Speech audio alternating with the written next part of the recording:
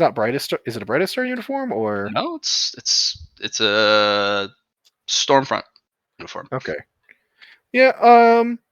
The only other thing is I do have his aura from the Talos station. Same aura? Yep. He's actually here, or has the most convincing double ever. One of the two. I'll sit down across from him. Hello. And the waitress will come over and place two well put espressos. together in this canvas. Anything else I can get for you? I'm good. How about We have yourself? wonderful scones. Do Do you have muffins? We do. And We then have a just selection of flip back up. muffins. And they'll pull out a little display Like a game of chip, Jenga. and it'll actually show you all the different type of muffins. She'll just get a blueberry muffin. Would you like some dipping syrup? No, thank you. I'm on the build-up phase, And then and she'll that's what I'm experiencing right now with this highness. take your order.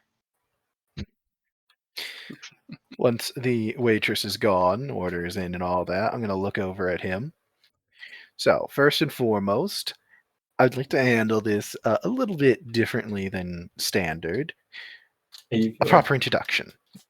Mina Morgan. You can just call me Matthias, but you already know that. Matthias. I'm trying to ask anyway. Oh, not Just sorry, ask Matthias. sometimes. I'm about to say, that is not Matthias, but if he calls himself that... No.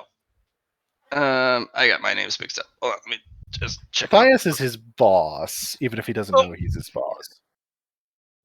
Or at least what my info so far has labeled as such, anyway. Sorry. He kind of mulls it over. I don't think I've gone by my real name in... Goodness, such a long time. Since you got rid of 002's body, I assume? Yeah, he was a... asshole. An extremist, actually. Yeah, I have found records on him now. Yeah, that is word for it. A very polite way to put it. It's a pretty loosely well-kept secret among the higher ranks of the administration. People know, but I think there's only been one person who's ever confronted me about it, and has been... Well, they challenged me on it, but unfortunately, one must do your research before making such a cry, don't you think? Yes. Well, I do have the video of you replacing him. Mm-hmm. But if you were to only see that video, without knowing who the original 002 was... Oh, I have several videos of him, too. It's a great combo. But I'm not here to, do that. That's not what we're here for. I don't particularly care, honestly. He was an asshole. You can't have more that. than proved. Come on! If you needed more proof, I have other video files of him condoning genocide of our people. I'd certainly like to add it to my records, yes. He'll pass you a data slip. And it's, oof. Mm-hmm. So, literally, she just wanted it for her records, too. She didn't disbelieve that statement. Yeah, your computer brain looks through it pretty quick, and it's like, well, he's a terrorist, too.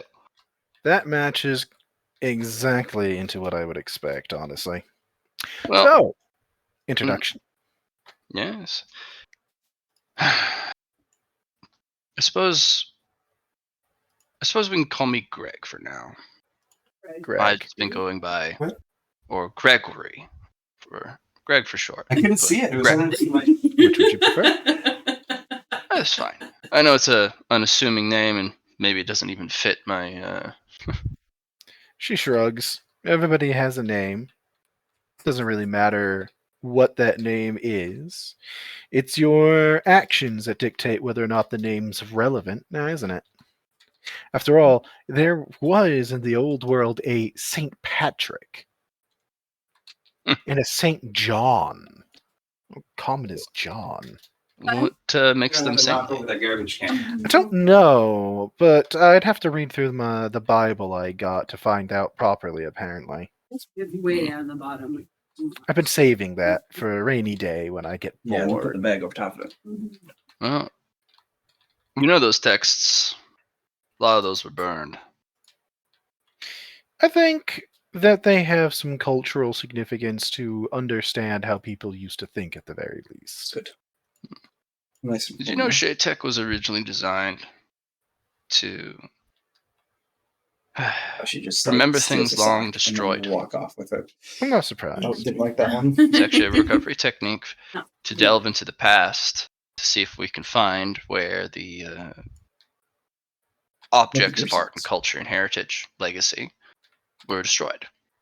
And it was our attempt to try and Laundry. virtually reconstruct them so that Then- we can potentially make a copy, especially involving books and our texts. Say hi. I've actually got a few items I'm I planning don't. to That's so- it's laundry box. donate to the Historical Society. Keep them. I You don't. see- I've been keeping a close eye on them. They're getting a lot of support from the enigmatic government of the people, and there is the M word being thrown around in quiet circles. Well, the moment you start telling me it's enigmatic government is the moment I start becoming interested in donating anything to them. Mm. I'm Well, they're particularly not like that. part of it, but they're heavily supported, which usually means a lot of the staff of the They're in preservation their and pockets. Yes. It's fortunate that we still have to deal with that. It's actually one of their biggest plays. The enigmatic government of the people, unfortunately, is only divided into two major things that they actually have that keep them in power. And it has nothing to do with legislation.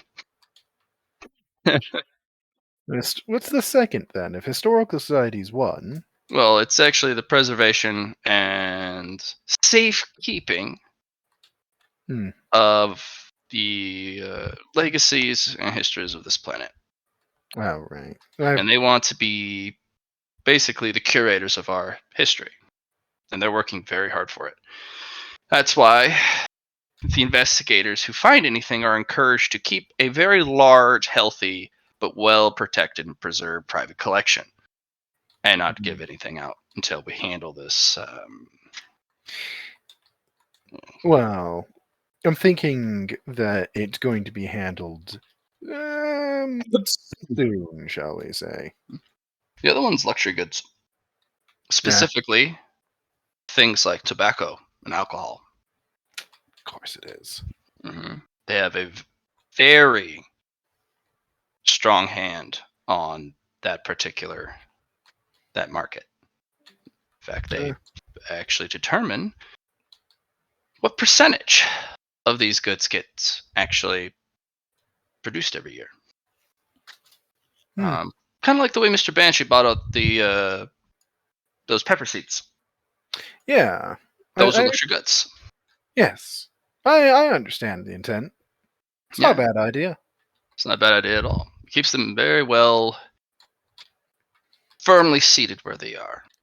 Their history, them wanting to be the curators of our history, is not keeping them up. It's the second one. Controlling the luxury goods can easily keep them in power. But they want to be curators so that they absolutely cannot be removed.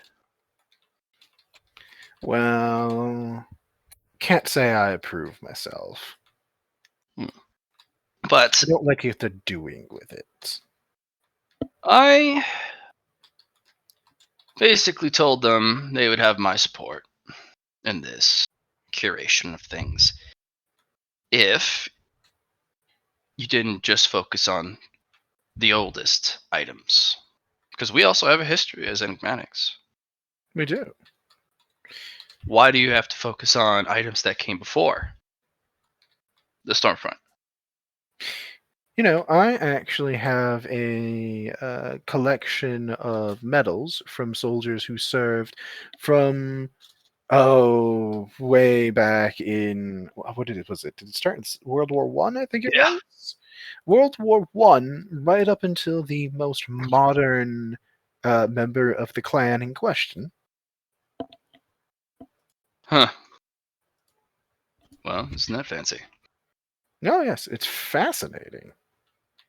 Right. But I specifically require them to carry the enigmatic history, not the history of humankind, which they are obsessed with. They have a very niche focus on what the timeline in which they want objects for. They Yeah, they don't really want anything post Thunderhead. I've noticed that they're also trying to avoid things that are transhuman. Yes, that was one of the other things that they don't want to do because I don't know if it's an actual agenda, such as their anti-transhumanism, but at the same time, it's kind of a It's an unpleasant precedent. right. But it also may be unpleasant for any individuals who go to their displays. And they're trying to stay on the fence so that they can fall on either side if that's the way the momentum starts going. So they're not pushing it, but they're not condemning it. So Hmm. I'm watching them closely because they could become a very strong faction that condemns transhumanism. I'm for it. No, clearly I am as well. I mean, I know. I'm for it for a different reason, though. what's your reasoning? Wait, let me see if I have an idea of it already first, and then you can tell me if I'm wrong. Sure. It's because it strengthens the enigmatic empire as a whole, and it is a future to move forward through that makes us stronger. In a nutshell, yes. But I'm for it now, even if it's difficult and we're at war, because war will forge that bond and speed up this process of it and our accepting and understanding of it far faster than if we were at peace. That is very true. Our histories show that we don't do well with ourselves and our own peoples because we become peoples, not people, Mm. when we're at peace. Yeah, we don't do well with peace. Yes. Speaking of, let's have a conversation about what we're actually here for, much as I'm enjoying the pleasantries. So soon. My Well, snipers haven't lined up their shots yet. My goodness, I need to stall for more time. stall for more time. No, I'm more concerned with somebody ending up interrupting us. They will. Speaking of, and he will kind of. The guard will actually let the waitress come over with the two. There's just a normal Thunderhead agent. Mhm. He looks like a bike cop. I'll just have a normal, just a normal agent too. Yeah. We're being unassuming here. Yeah. Well, Speaking of which, there's a police officer from the enigmatic government of the people. He looks like a captain. And he kind of leans over the rail that separates the street and the sidewalk from um, the actual outdoor seating area. And he's like, not even bothering to hide it, are you? You scheming out in the open. I know your type. I'm just gonna kind of look over at him. Can I help you? Reckon I'm gonna have to ask you to disperse here. I'm just gonna look at Greg like This with is a what I was raised actually. eye. This is what I was actually hoping for.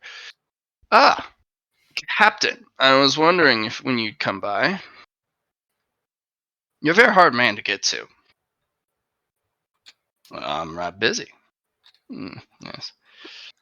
Well, I'd like to introduce you to a colleague of mine that was the first time meeting, and I thought, what a wonderful cafe this is. I'd love to share it. This is Mina. She is a specialist and a transhuman. And there's a You can catch it because you're robotic. There's a little bit of an eye twitch.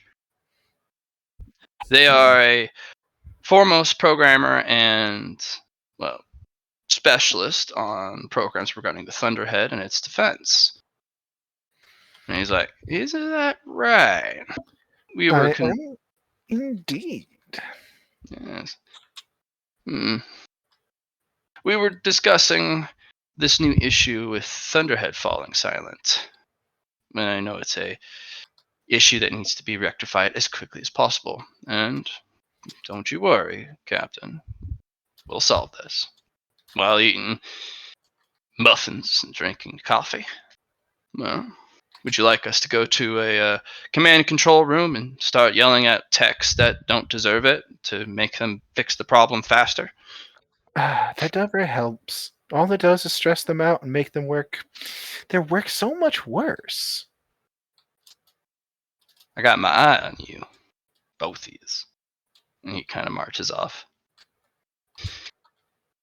I figured if I sat out in the open at his favorite coffee shop with another colleague of mine during a specific time frame, he'd show up.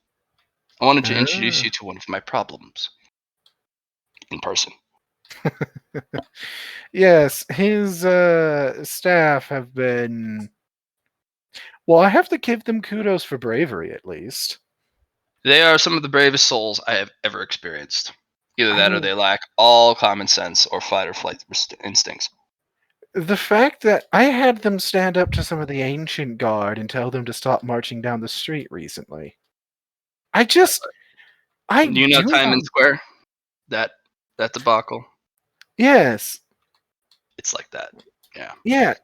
Like I said, it's frankly impressive. I cannot fault them on bravery. Stupidity, maybe. Bravery, certainly not. Well, it reminds me of one of my favorite movies. Do you have Austin Powers?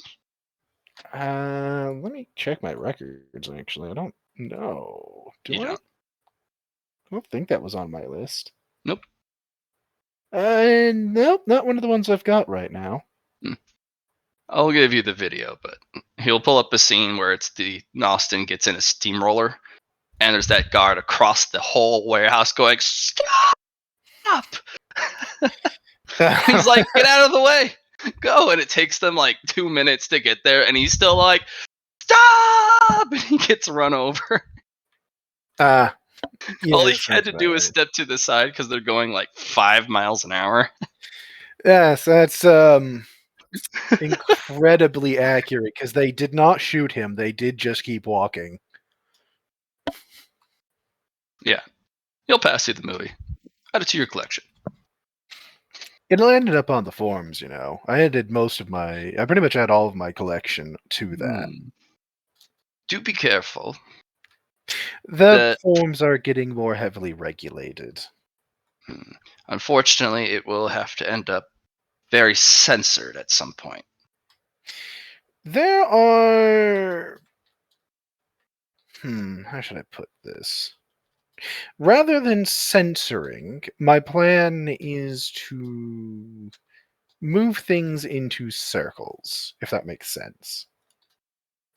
No, unfortunately, somebody's going to cross a line that can't be afforded to be crossed because it's a new frontier, or the new old frontier. We've already done forums and sharing information and the like, but not for a long time. And it's on a non-Thunderhead server, which is even a bigger thing. And there's all sorts of goodies getting thrown around all over the site of yours. I know.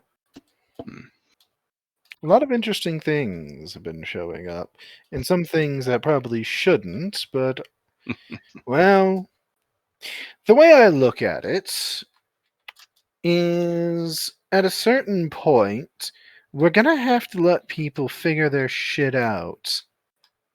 Even if it might go wrong for a few of them. Okay. The more we coddle them, the more it starts becoming, when do you stop? True. how open are you to, I hate to say it, but hands-off approach in the near future? Depends on what we're referring to precisely. Mm, Because if you're talking about information sharing, there is a certain amount of, well, I've already proven there's a certain amount of hands off I'm willing to be until it stops being productive, period. I mean, the coddling. The coddling? Well, I'm pretty happy to leave ourselves pretty hands off altogether. Let people work through hurt feelings. Well, there comes a prime example soon when the Thunderhead finishes his well, Process. ends the toll protocol after he's done. You're gonna have a lot of people who uh, aren't doing as well as they could. They're going to be very distraught, and why wasn't the Thunderhead here? And well, that type of confusion, anger, panic, all of those negative emotions, because we've relied so heavily on the Thunderhead, especially here on the Jewel. There's going to be a bit of a reform, I believe.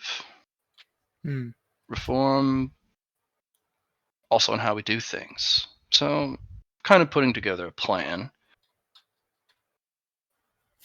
specifically on how we should, as an investigatorial department, and many other suggestions on how we should go forward.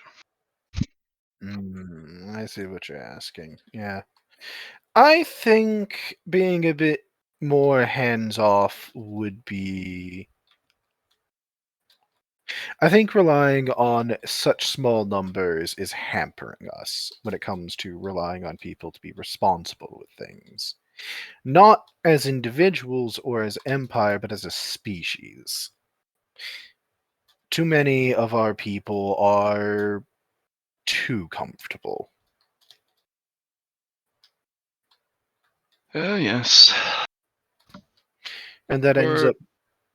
But the thing is, I've been putting some thought into this. The end result is people like those who are in charge of the Cultivators Union, who have lost perspective on struggle, because the only time they started to struggle is when they had power. And it makes it so they don't really know how to handle having power over others as much as they used to, which ends up with more problems than we had at the start of it. the Outer Ring and the Frontier have never had difficulty managing power. No, they It's the haven't. Inner Ring and the home system that, I hate to say it, but we are entirely dependent here on Thunderhead and its automated systems. The Frontier and the Outer Ring could absolutely, at any point, be self-reliant. They don't need Thunderhead. They want it because it's convenient, and it's less of a hassle than doing it on their own. They That's also not don't have because to they. pay for some things. Yes. But when it becomes more of a hassle to have Thunderhead, well.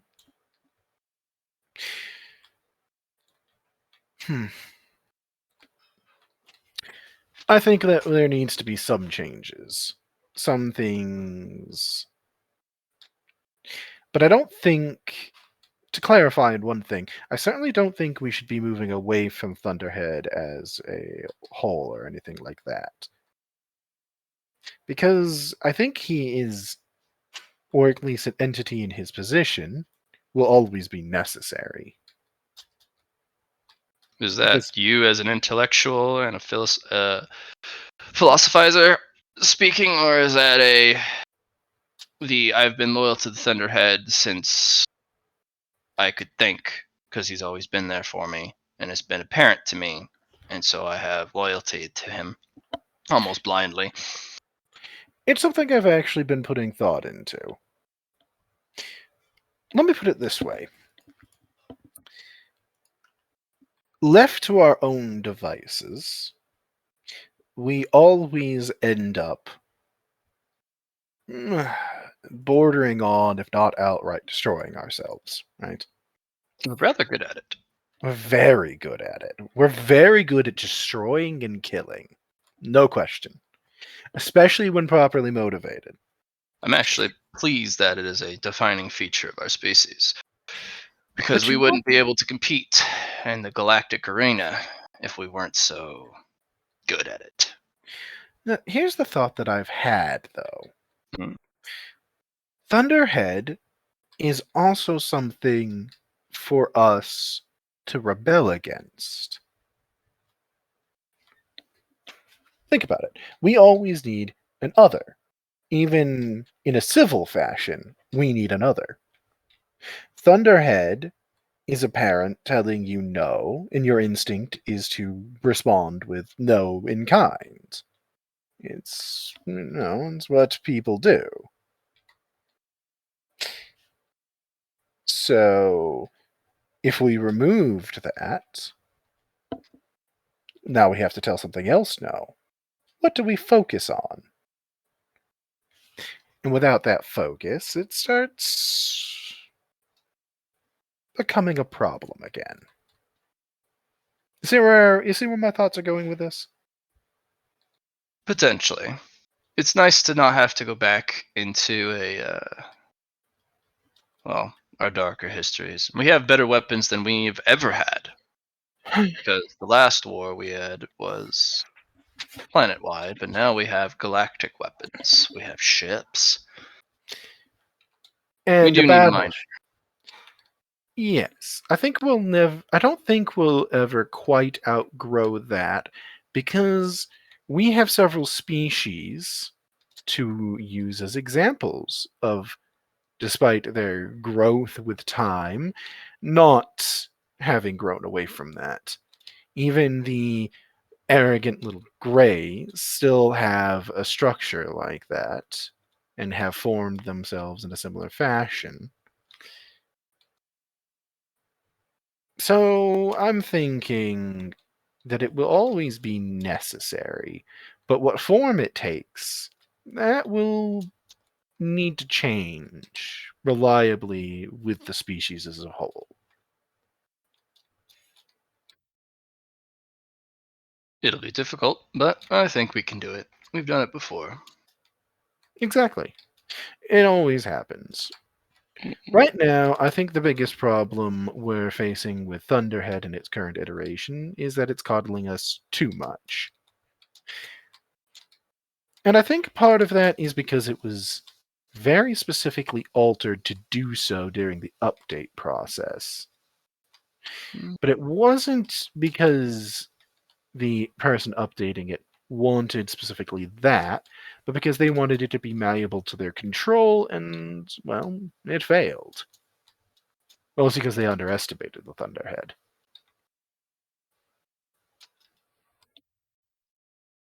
Would you disagree? Not necessarily. There's a lot going on behind the reboot. There were, I hate to say, too many hands in the kitchen. I think you know a few of them, but it actually turns out the ones who did the most damage were the individuals, not the groups, Oh, yeah. not the organizations behind it. If you want one of the ones that did a lot more damage than a single individual should have been able to, his name's Matthias. I'm sure you've heard the name. Yes. He's a outer ring troublemaker. I have some fairly reliable information that he's one of our problem children from that update. The one that very specifically put in the coddling. Makes a Well, if you have a bunch of people who are hyper dependent and removed of their fight instinct and live a very Easy. nice life, then Much easier to control them. Mhm. It didn't, it wasn't lost on me either. I think the biggest problem with the coddling is that it ends up having a large number of people who could have innovated get lost into the ether. True. Also, now that I think about it, that kind of helps confirm a lot of my theories. Yes. The main theory, because he used to work exclusively on Enigma, and then he joined the race to the outer ring during that diaspora, and kind of has stayed there for, well, since he originally left. It'd be a brilliant play to just leave the inner ring, because well, we can't get you out in the outer ring so easily. But if the entire inner ring and the jewel can't innovate and keep up with the outer ring and the frontier, it also creates resentment, and they fall behind technologically. And when he's ready, he could just swoop back in and save the core system from itself. And then inevitably, It also has created a certain amount of resentment for that the outer ring has for the inner ring as well. yeah, After yeah, all, they have so much. and they do so little. Hmm It makes sense. Yes, that's a 200-year plan in the making. It is. Which does somewhat bring us to Brightest Star. Mm. I know you have your fingers in it.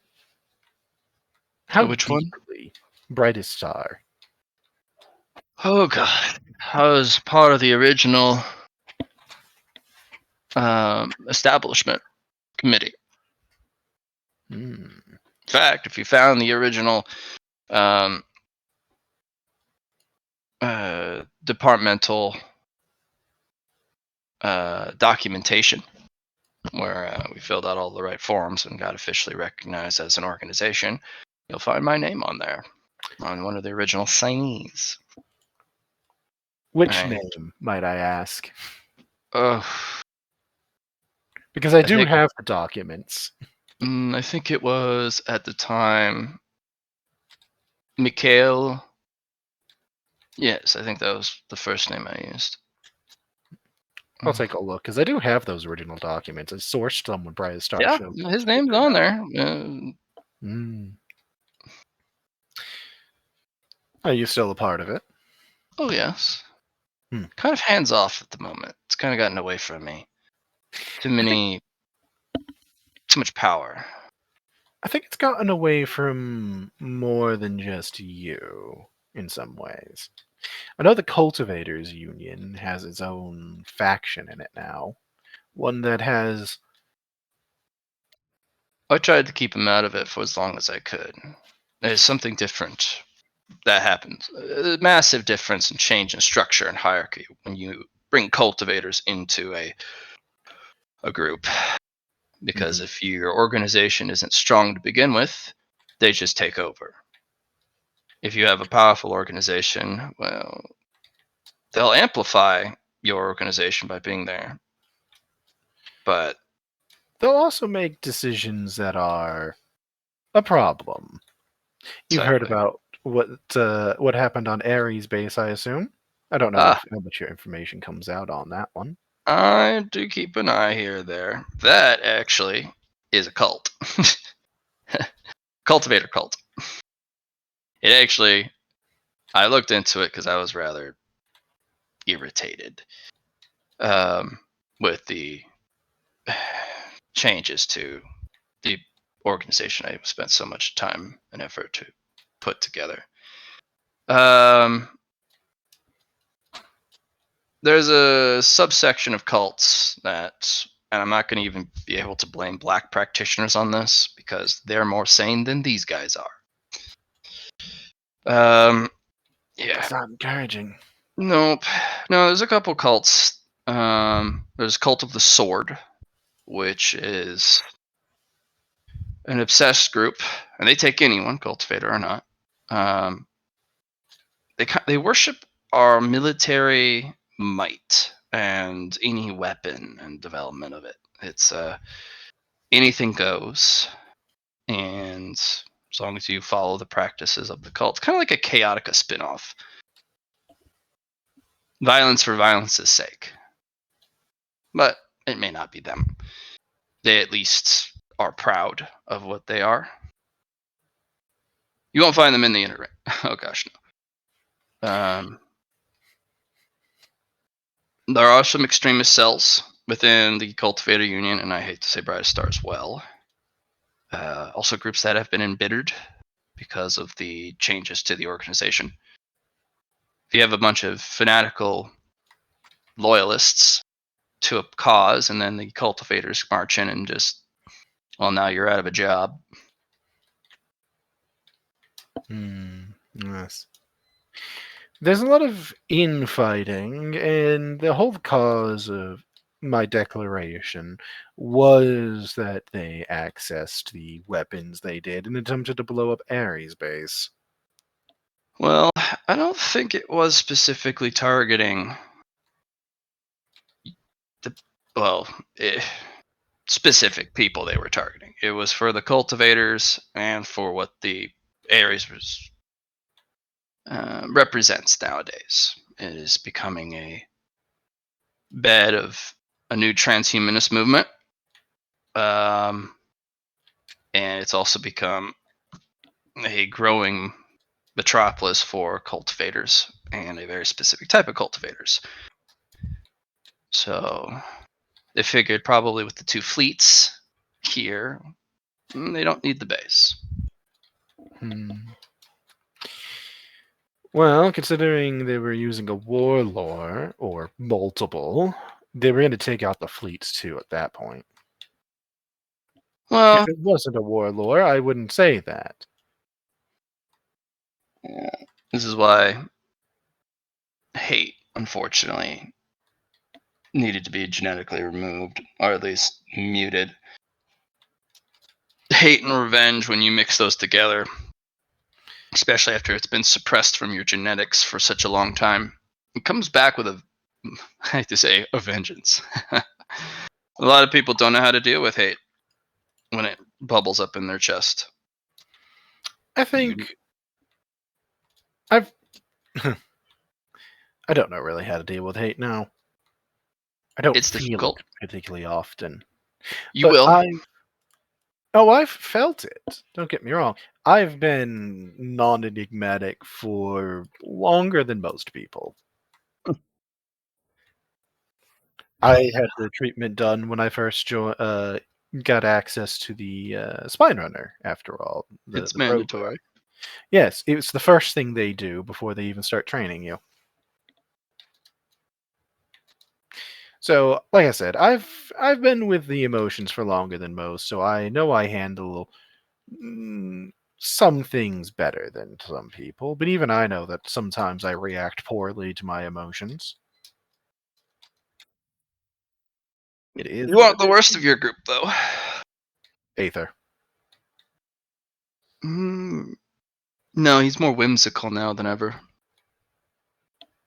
He's pretty vindictive. Oh, spite, pettiness, and vindictiveness, that's... Honestly, those are common traits among the Ascended. Hmm. It is why I worry. I was actually one of the individuals who put the sword to as many of the Leah souls as I could. What could we do? If they grew in power or in too much of number, an energy being able to control the particles of a different dimension, what defense does the common man have against that? Oh, they don't. Not at all. It was I'm not another one. judging you for it. Another one of Uh-huh. my colleagues was the one who, well, he's no longer alive, but he was the one who got the idea of the generators instead. Brilliant man, vicious man. You have to play both to come up with that. Well, he's like, he was a bit of a historical buff. One of his favorite one was World War III. They had a lot of work camps back then. They learned from the mistake that Hitler made back in World War II. Utilize the entirety of your slave workforce. Don't kill them. And if they do die, they die from being worked to death, not trying to extinguish them. It eases the economical burden and maximizes your productivity for the war effort. And he certainly learned a few things. Everyone and everything has a purpose and can be used for something if you're clever enough, which was one of his sayings. Brilliant. Brutal, but brilliant. Mm-hmm. He said there should be no waste. He was also behind the design of the recycler. Ah, that one turned out to be a mistake for different reasons than I think he could have expected. Yes, that was unfortunately only seeable with hindsight. Hmm. I don't blame anybody for that mistake either. That one, until you see what happens with it, no one could have really predicted that properly. Well, those recyclers are actually the ones we use all over Enigma for everything. It's just when you expose them to metaphysical soul in large numbers. They absorb it. Yeah, yes, it does. It's not able to recycle soul. That's No. the. I don't. Yeah, he didn't predict that his recycler had to deal with the metaphysical manifestations of humanity's souls because Well, like I said, how can you predict that? Another man did actually, but Really? Hmm. well, he says anything with enough weight and potency, something that actually has reached a measurement stage, because cultivators, you can measure how much cultivation they have, and he proved a point. If it's something that can be measured, it needs to be brought into consideration, That is even if true. it's metaphysical. We didn't have the budget. I saw the brilliance in it, but we needed the recycler now. Well, And also, we shouldn't be recycling cultivators in these machines or anyone with. It's common sense. you can find better uses for them, even if that use is on the front line as a soldier. Well, it's also weak and lazy. Absolutely. It's kind of like back when they did landfills, when you would take computer parts and batteries and throw them in the waste area. It's dealt with. And Sort you of. don't have to think about it anymore, but something else pays the price for it.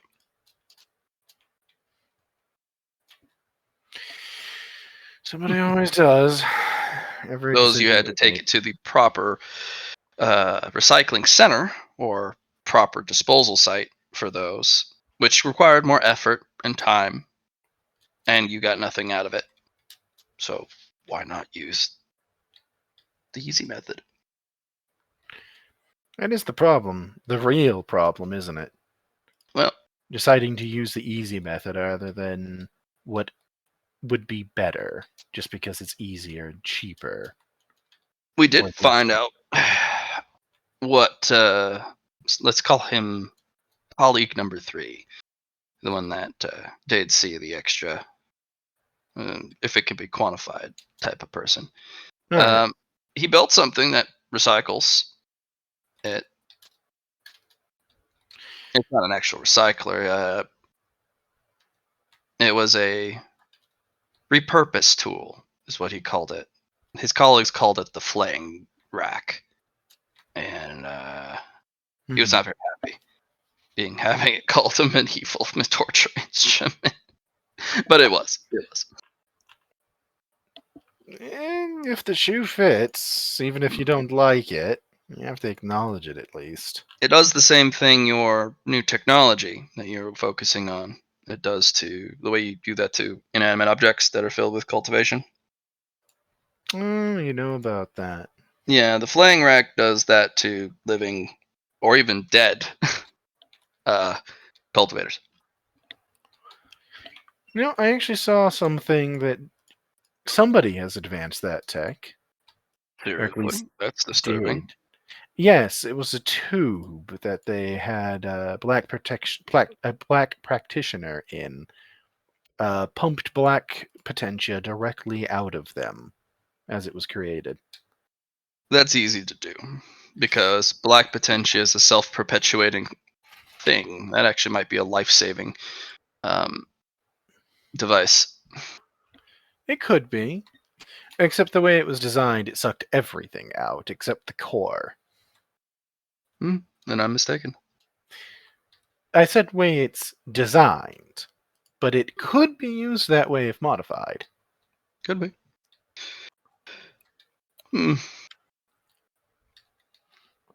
of It was interesting, I suppose. It was actually made by the people that are running the black market for black potentia. I think. Or they found it and utilized it. Who knows? The black market could have been dealt with a long time ago. Could be dealt with immediately today. Well, actually, scratch that. Before the tow protocol was used. The Thunderhead actually tolerates them. We could probably still handle it. You could. But why? There's a reason why the Thunderhead permitted it, even if it was It's an outlet. not on paper. It's an outlet. It's another place for people with nowhere else to go. It's actually more simple than that. It's because they were going to do it anyways. So why not with your guiding hand so that you know all the pieces? And then you can cut out the ones you really don't want. Yeah. Right. And you also know where all the things that have gone disappeared. Their inventory. Sure, there's going to be one or two things that can't, but the big objects, the big stuff, that stuff won't go missing. And in the wrong hands, well, what you think is the wrong hands. So,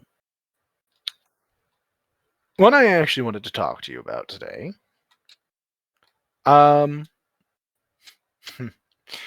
misjudged something. And what I misjudged rather particularly is exactly what the situation with Brightest Star was. I misjudged how factionalistic it was. Well, it's not the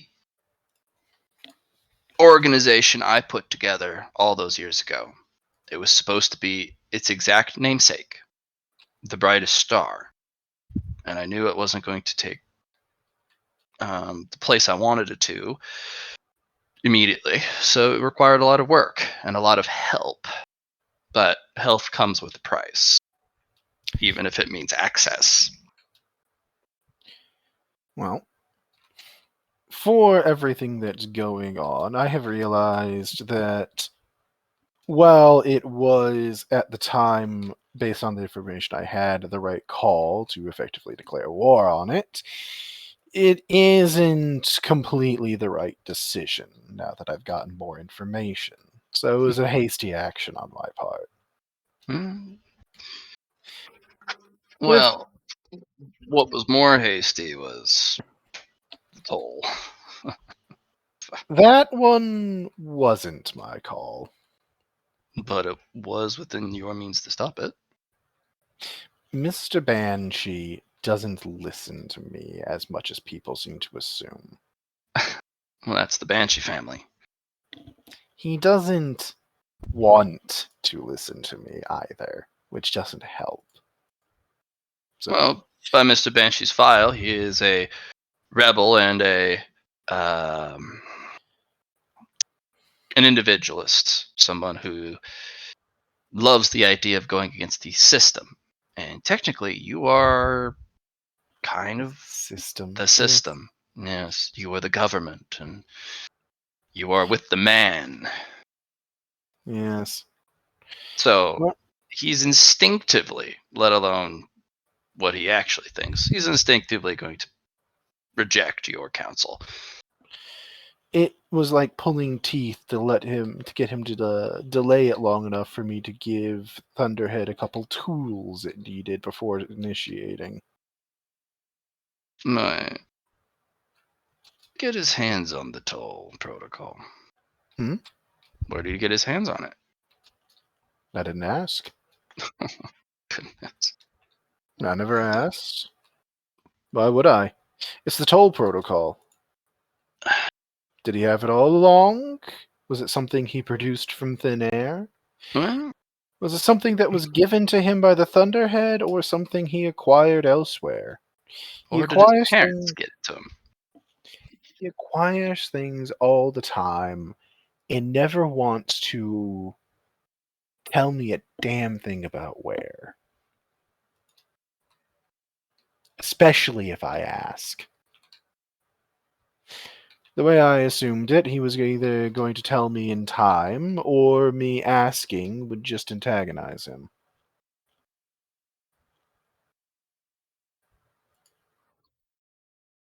Well, you could always do what I do when I have individuals who aren't playing nice Hmm. over time, and you warn them.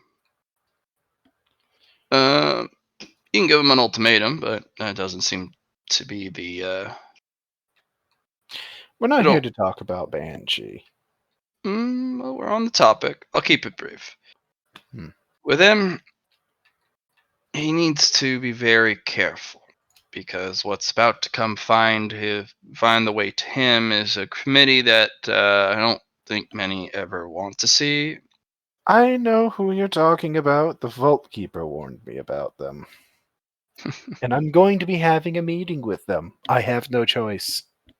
If he's talking about them, that means they're already on the move. Spectrum's already met them. You know, it always brings a smile to my face whenever Spectrum seems to get theirs. Even if nothing comes of it, it always, when shit hits the fan, the Spectrum always takes it in the face first. I don't know what it is, but that always makes me smile. They absolutely did. I heard about it, was going to tell them about it, and my information when I warned them about it was, yes, one's over my shoulder. Well, Yes. they always take it in the face first. I don't know what it is. I'm sure they'll be fine. Some of them will be. Spectrum has a lot to answer for. Everybody has a lot to answer for, myself included. And you. Especially me. Hmm. Just like my Spectrum pals and many other people, we've all had to make a lot of very difficult decisions. And not all of them are what we wanted them to come out to or be. And you have. No, there was a lot of failures, sabotage. You get it. I absolutely understand. I'm gonna have to deal with, well, Aether. He's made a couple decisions that's going to put him firmly in the committee's sights. Well, we do have a problem. He has leverage.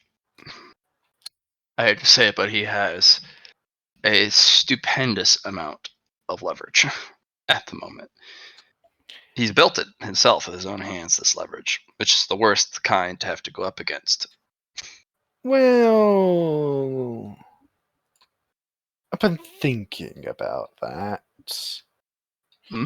And about the fact that, as far as I'm aware, because he's only told me so much, his production methods currently are extremely slow. I was putting some thought into it. I was actually considering trying my hand at a solution of sorts.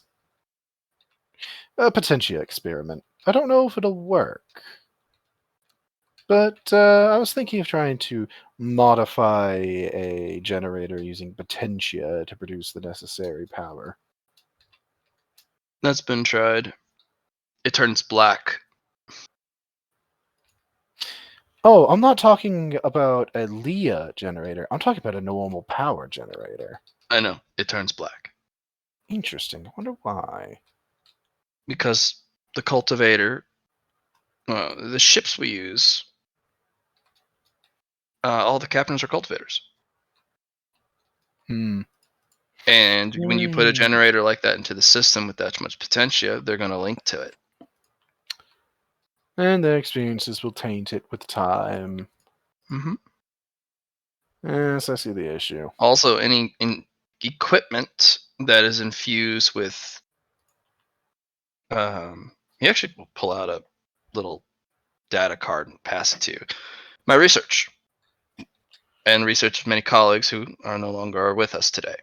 This is what happens when you put Potentia stuff or Potentia equipment into starships, even with or without a captain. So with the captain, they're able to control and regulate quite a bit and shield all the equipment that has Potentia in it. It is one of the reasons why it is a still acceptable practice. Not only does the warship become more effective and efficient, but it's able to be observed, controlled, maintained, so on and so forth. Mm-hmm. But it also shields equipment with Potentia in it from ambient corruption, because there are thousands and thousands of people on a ship. Yes, and the people, their emotions, everything that Mental happens there. states. And these are warships, so going into combat, the mental state's never going to be good. Mm-hmm. And without something to ground it out, yeah, I see the problem. Yep. But then that brings into the potential for grounding out that energies using certain technologies that, especially those tubes I was talking about. Potentia also, if are you associated with Shangri-La closely? I wasn't able to confirm if you were a direct disciple or a. She is. Yes. Uh, Yes, I am. Read this lecture. Shangri-La only gave this lecture once. Not many of this is. Many of the copies of the lecture are still around I'll take because a it look. did not go well with the community at large. I'll take a look. Shangri-La, in the content of the lecture, is specifically about the sanctity of the soul and the degradation of our respect for it. Just like every other human and every other resource known to man, if it can be harvested, it will be. If it is useful, we will pursue it with reckless abandon for our pursuit of power and convenience. But what's the Accurate. cost? The soul throughout time has been sacred. It has weight, it has importance in every story, every tale, every piece of history or guidance, religion. The soul was always there. And now, what does it become? It is a measurement tool for power. Yes, it does. It grants you power. And it doesn't really have many drawbacks. It's all up to your capability, intuition. But we have lost the sanctity of the soul, the respect for it. It is now just another tool for us to abuse and harvest until there's nothing left, just like we do for everything. And we do not have the Thunderhead for us this time to protect us from what we will do to ourselves. We've kept him out of the cultivation scene because look what he does for us with all the resources. He manages it just perfectly, just right enough, so that even if there's a bit of hardship, it still can be relied on. With cultivation, we're on our own. Not only did we keep him out of it, he doesn't really want to get into it in the first place. So where does that leave us? what's to come. And yes, I see the hypocrisy. I am the one who went down this path the farthest. I have pursued power the farthest. And yes, I suppose I am a hypocrite talking in this lecture, but Hypocrisy even as doesn't a make one hypocrite, wrong. doesn't mean I'm wrong, nor does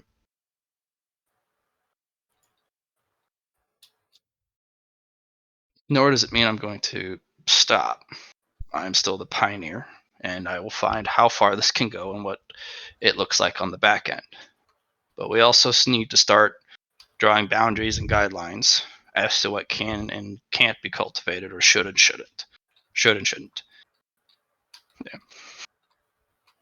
So basically, Shangri-La's like, look, just because you cultivate it doesn't mean you should. And also, we need to slow this shit down. All the while, she's kind of, by the data and the timeline shown, Shangri-La is, her cultivation's ramping up like it would from a black cultivator, you know? Yep. So, Kind of. not a very popular lecture. Yeah, I'm gonna kind of look at it for a second and be like, she's not wrong. No, and that's why I have taken inspiration from this. Things that can have potential thrown into it. Should it? Maybe shouldn't. You see, I actually agree. That's why I'm not arguing with you when you tell me that the idea is bad because we have tried it and these are the results. Because I'm not going to be the one to say, well, I can do it better, because what the fuck makes me think that? I think you could. I think you could provide us with a dimensional energy potentia device. And we could use the spectrum jump drives to get ships where they need to go in lieu of the Leah That technological she's solution. she's gonna point at him. That is actually what I mean. It's a different methodology to accomplish the same goal, but it's not making the mistakes that have already been made.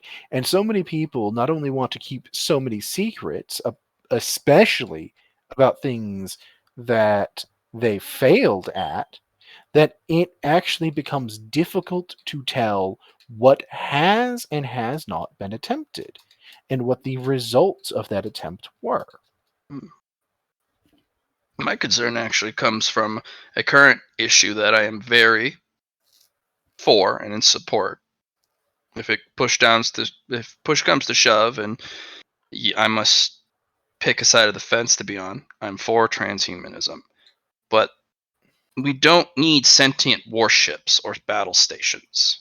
And if you throw too much potentia into these devices, That's or what you if get. that's what you get, Mr. Banshee is a perfect example of this. He is a literal creator of sentient species. He is turning our machines of war and death into people with opinions and minds, and That one. I'm That a one little is concerned. there's difficult. I have difficulty articulating thoughts on that one because it's happening with or without us. But it can be controlled. Technically, from the reports I've been given, the awakening vector on that base was well within acceptable parameters. And it was at stages that was predictable, and these were control mechanisms everyone was comfortable with. But now, awakenings are up 10,000% at a much higher quality. I even have video logs of a light mech running at incredible speeds all throughout the base with no minder. Yeah. Full access to full weapon payload. Also carrying an entirely compact missile pod, armed and ready, and it just roams the base? It is a very good boy. See, that's the type of mindset. You guys treat it like a dog. That one's less intelligent than some of the other ones, is the issue for that. Right. Significantly What's less to prevent intelligent. it from using its weapons because it is scared or angry or just being rebellious? I'm not here to debate on that because I don't have a proper stance myself yet. Hmm. I haven't. I'm still forming an opinion, and Very I'm going to well. need one sooner rather than later. Mhm. I am for transhumanism, one way or the other. I can tell you that much. And I'm I not mean, you are against. transhuman. Yes. And I am not against sentient mechs or anything like that. But there is the question of where to draw the line, and that is where I am still forming opinion. I So, think we need to stop at mechs because just like prior religions, our creator made us in his image. Mechs are no different. We made them in our own image, but I don't need a sentient warship in space. I would agree with that. So, that said, and this is also Liam saying this because everybody is on. Hello, everybody. I told you We're guys still I would. 15 minutes before start, so Well, yeah, but I would still like to get to the core of the conversation. Because even if we are early, I told them I was going to be on early so we could get more stuff done. But, you know. Anyway, she's gonna kind of shake her head. Philosophy discussions aside, even if they are very important, I've been having quite a bit of fun chatting with you about these things. I actually have as well. This has been a very we should actually have more regular meetings, I think.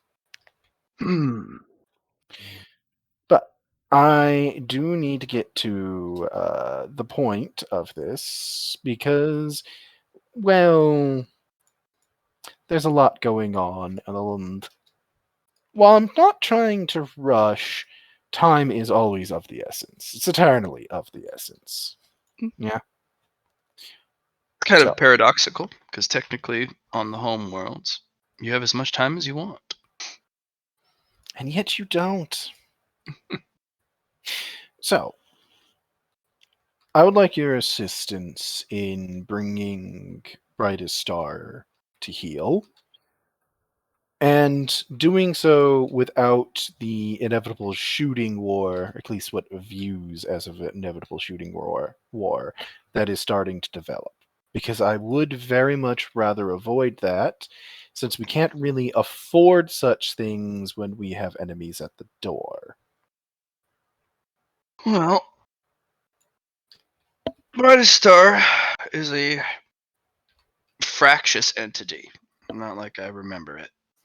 It used to be a pillar of solidarity of one organization, but now, well, the departments now have their own finger in the pie, and all the other organizations also have a finger in the pie. And lines have been drawn, factions have been made, and, well, I still have my little group, but it's not what it wants. What I would like to do is, more or less, I would like to have a group within the Brightest Star that I can open channels with, open communication with, and give other groups that don't want to get drawn into a larger conflict a focal point that they lack currently. Hmm. So that we'll be able to have open lines of communication and actually have the ability to prevent this from going nuclear. Well, I'll make you a deal. I love doing these, but this one's going to be very straightforward. Yes. You have a meeting coming up. If you survive that meeting, call me on that number again. if you still have your job and your life, I will get you whatever access I can provide you to within Brightest Star. Clearance codes, authorization passes. I'm looking for an ally and someone to work with, not to simply gain access myself. I say that because I may not survive the meeting. I see. I at least can get you what you need in case I am found very guilty, which is more than likely. We'll see what I have to offer and what I can explain away and give my reasons, but I don't think anything that has been offered up is damning to you so far. when you meet them, it'll be a reality check. So be Well, careful. I don't know what they consider damning, so I guess that is kind of a... Precisely. They run off their own guidelines, rules, and Well, I suppose we'll find out, won't we? yes. So if I'm not reachable on this phone anymore, you can still call my assistant on it, and they'll have. If they hear from you again, then those clearances will be passed you. So Tell you what, I'll offer something similar in return. I have a few interesting clearances I'm sure you could use if you survive, and if I'm very dead, well, I can't use them. And you seem to have more of a head on your shoulders than I originally thought. for now, keep them. I appreciate the offer, but you have the Regency to work with. Focus on that.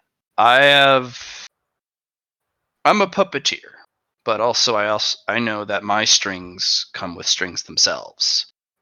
I know that I am not as much in control as I'd like to be, even because I've had to commit to certain causes or for organizations, and that dictates my actions.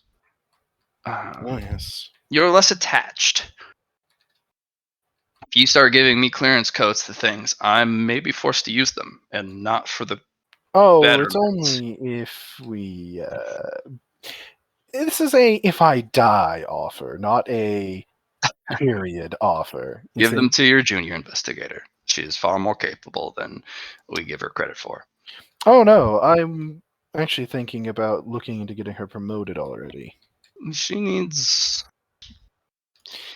to do the exam. What I think is that the big thing she's lacking is... I think she's been hurt too many times. Funny enough. Yes. I think she needs to learn to trust again. Wrong. Right? Wrong business. Wrong. The irony. The irony is palpable, and yet you know exactly what I mean, don't you? Mm-hmm.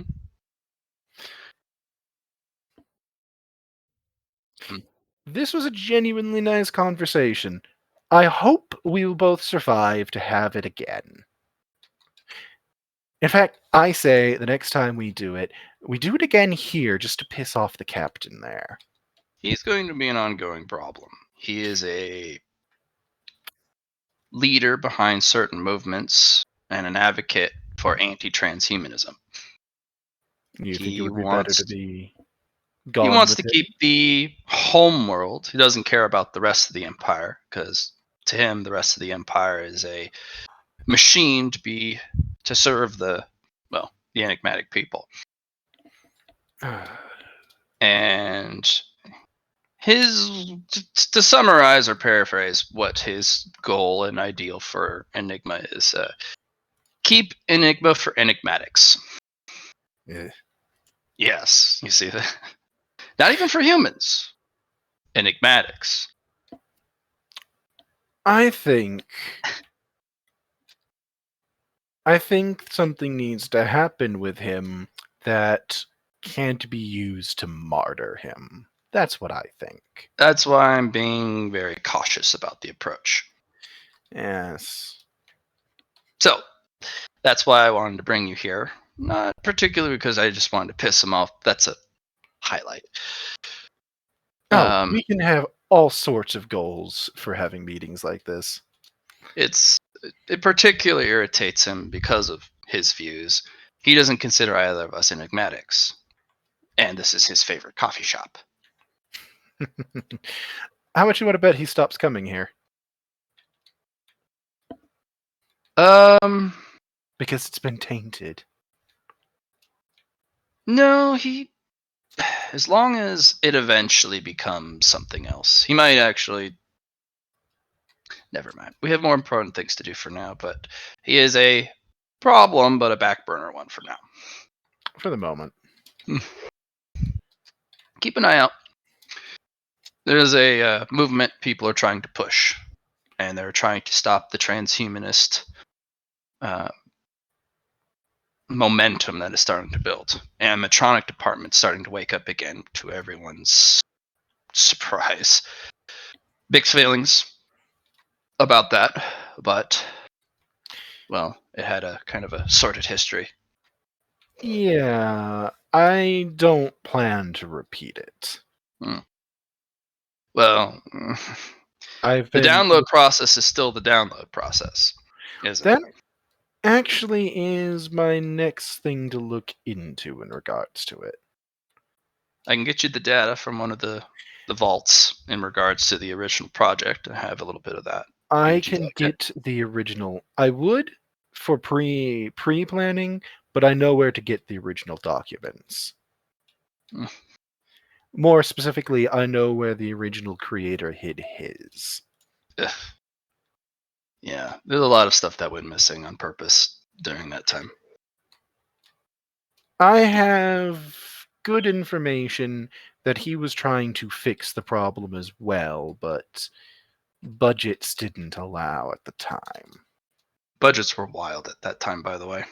I'm surprised that he didn't have the budget for it, because there technically wasn't a budget back then. Yeah, it was quiet, but Stormfront was slowly cutting all funding.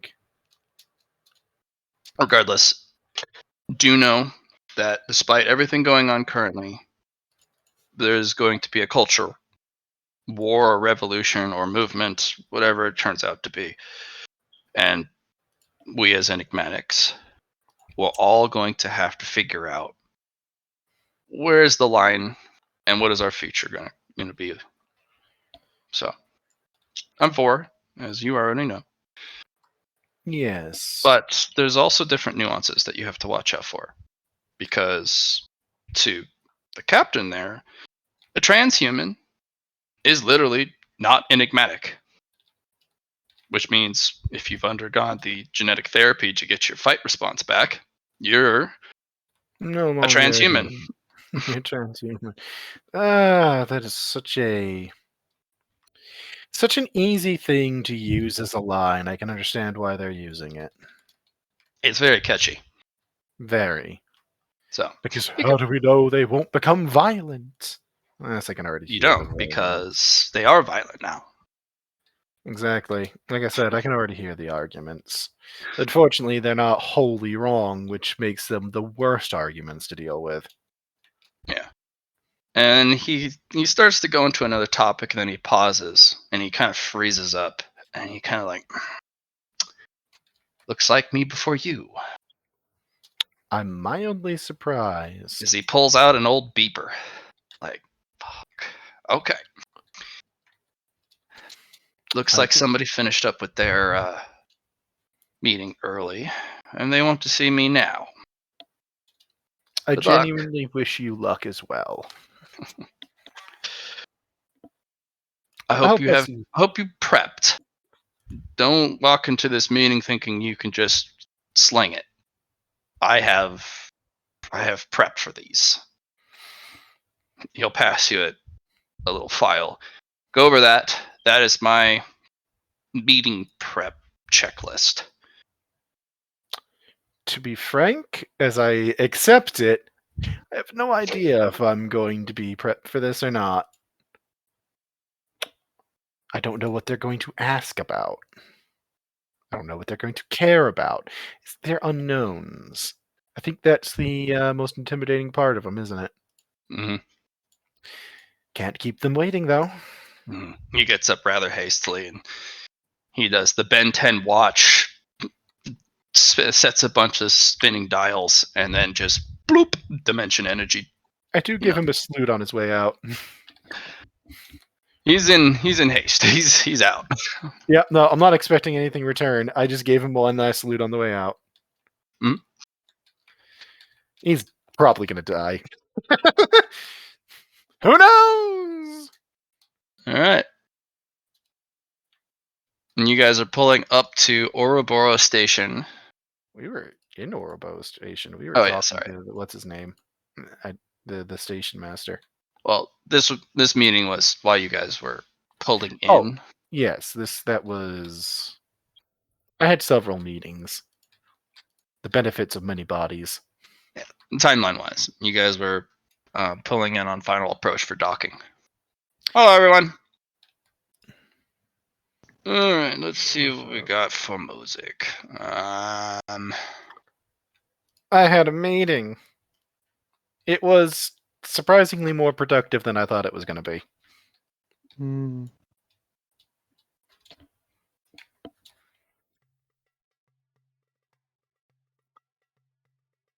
You guys are here? Yeah. Welcome. How's everyone's Friday so far?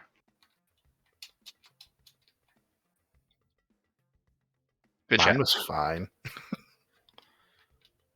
Oh no, I don't know why everybody's quiet, but I had a decent day. Well, that's great to hear. Ogre, I hope you're feeling a little better. A bit. A bit. You up to playing today? Yeah. Okay. I took a nap earlier, so I'd be able to. All right. Know you were sick yesterday, so we are a little bit worried about you.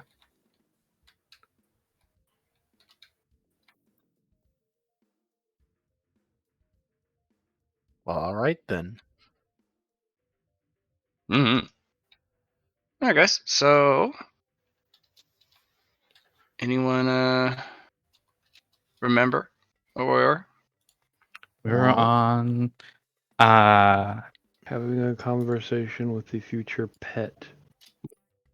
we were on Jormungandr, Station Jormungandr, and everyone was like, "Oh, we're gonna take this thing and make it our pet." And I was like, "No, he's adorable. but it's not a pet. He's not a pet, but we can adopt him as a child. It's not a child either. This thing's stronger than all of us, So, it's about and the is older than emotion. all. It's also older than us as well." Yeah, and so is Nieth, and yet she's basically like a kid. Yes, but that's because she was starved for attention and didn't know what it means Yeah. to communicate with people. Yeah, and neither does he. There's a difference. I don't know what it is right now, but I'll figure it out later. Yeah. Go ahead and tell me what the difference is at the core, and then we'll revisit. Hey, Ogre. I found out about a problem we didn't know was a problem. Oh joy. Yeah. Remember Io? No Io? The place we just took? Yeah. I already have a stopgap solution, but I was informed in no uncertain terms that everything that has been ordered and has a lawful order sheet with it needs to be sent out. Okay. And to be allowed to do that, we just need a rated ordnance master for it for warlords. I already shanghaied the ordnance master from the the battleship. I already shanghaied that to go do it as a temporary stopgap. We just need to get a warlord ordnance master there. That's all. Okay. If you want, I can just handle that, and you don't have to worry about it. Then we can just both run that location together. And you can just run the security on it. And I also found out there's apparently supposed to be an investigator always posted to it. So that's fun. Mm. Apparently nobody actually wants that post because it's kind of a shit post. I actually have somebody that's basically working for me doing paperwork that's a qualified technician for it. Are they an actual arms master? Like an actual, like, allowed to run an armory? Considering I plucked them from a small one, and I plucked them because they were bitching that they're running this small armory, but they have the certifications and everything to run everything up to and including Warlord torpedoes, which is why I hired them. Then we'll just have to double check to make sure there's not other weird qualifications necessary. Because apparently that place moves literally every kind of ordnance.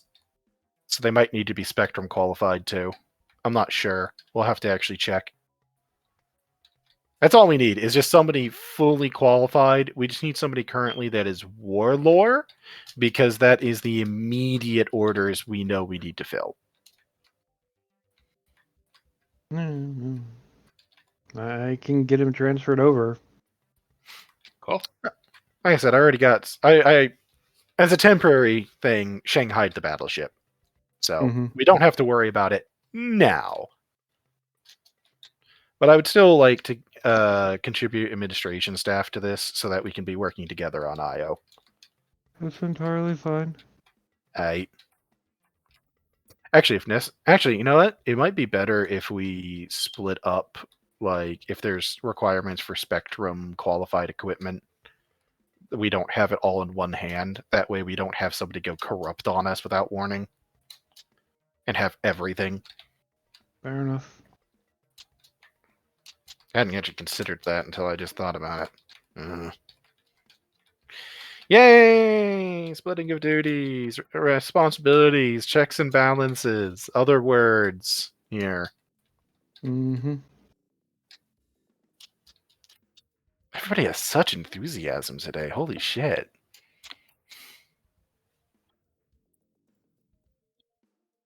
Is everyone going to be okay to play today? Yep. We need to take a couple more minutes to get all psyched up. Nope. Getting to. You're just ready to go. I'm ready. Johnny Alright. alive? That is a good question.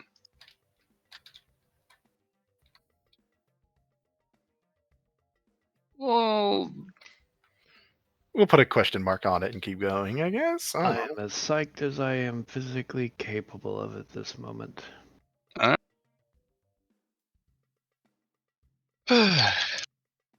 so you guys are just continuing the conversation with Ouroboros, and he is served lemonade. Yes. I moved the Leopro from the tequila into the lemonade for drinking. And he kind of looks back. Well, goodness. Whatever shall I help you with today? I don't get a lot of visitors. Well, you're familiar with Brightest Star, right? That is a name I remember. There's been some issues with certain members of the organization that have cropped up since the Thunderhead went quiet. Oh. Yes. Apparently some of them have decided that they aren't satisfied with status quos and the like. And they're looking to change it. How would you phrase it? I'm not sure how to phrase exactly what I'm looking for words-wise here. What are you looking for words-wise? Or what do you want to say bluntly? They're trying to steal everything not fucking nailed down. Yes. Well, see, the problem is we believe that they have at least tried to steal from the Leah Council. And we're having to currently investigate that. Oh my, that's a thing. That's quite far away though from the Leah Council. In fact, you are many hundreds of light years Yes. away from that council. Yes, we were actually. The robbery was happening at the Helion shipyards. Yes, Halcyon shipyards. I remember. It's a brother station. He's older than me, actually. Bless his Yes. heart. And That was since Sorry, that was just a very mean way to put that. Bless his heart.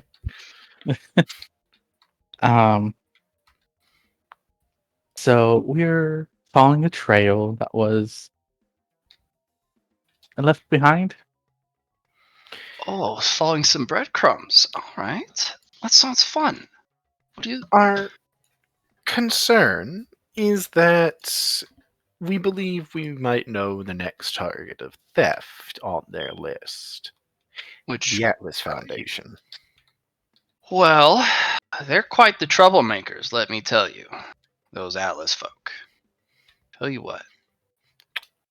I've never heard them called troublemakers before. Please continue. Oof. Some of them think they got bigger britches than they actually are wearing. Tell you what.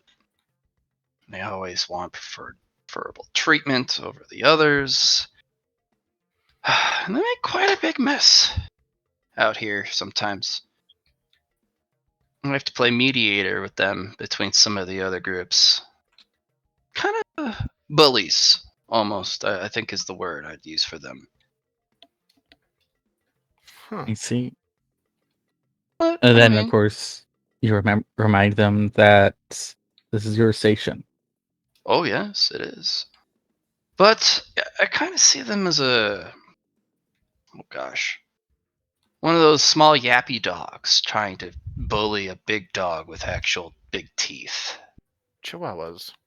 Yes. Unfortunately, while the Atlas Foundation can bully these other groups, they're not warships. And when you're trying to bully a warship without actually being a warship, eventually the big dog just kind of looks at you and goes, "Why? Why do?" And that can be, of course, construed for all sorts of different questions. Why are you alive? Why should I let you be alive? Why don't you just shut the fuck up? All those type of things. Oh, pardon my language. I read a lot in my spare time. Such vulgar language. Have you been on the forums? Oh gosh, no. I fear if I connect to it, or get on there, I'll be so very distracted. I have a lot of things I need to focus on. Oh, I understand. It is easy to find yourself locked into going endlessly down holes on that. Oh yes, it is very, very interesting. But I like to hear about it from people trying to explain it to me. Things they've heard or seen. I think it would be nice to have a set of videos, kind of in people talking about things they've learned. Well, it doesn't matter particularly right this moment.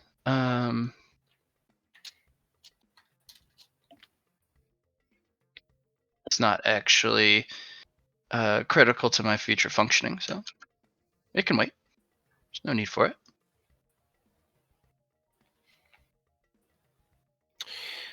Well, one way or the other, the Atlas Foundation has been granted access to certain technologies that yeah. are allowing them to transport faster than most ships. Mm-hmm. And your station is one of the few ones capable of actually doing the retrofit necessary for this. Oh, yeah. I made sure we were very capable of doing any and all ship upgrades, repairs, and construction here. A lot of effort.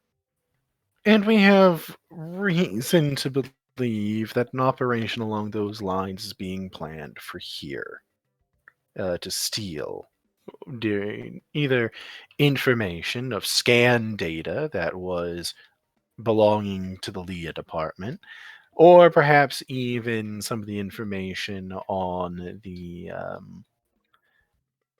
the transportation method during one of these retrofits, as I believe there's I believe it was 2 ships that are scheduled of theirs to receive these retrofits. Yes. Oh, yeah.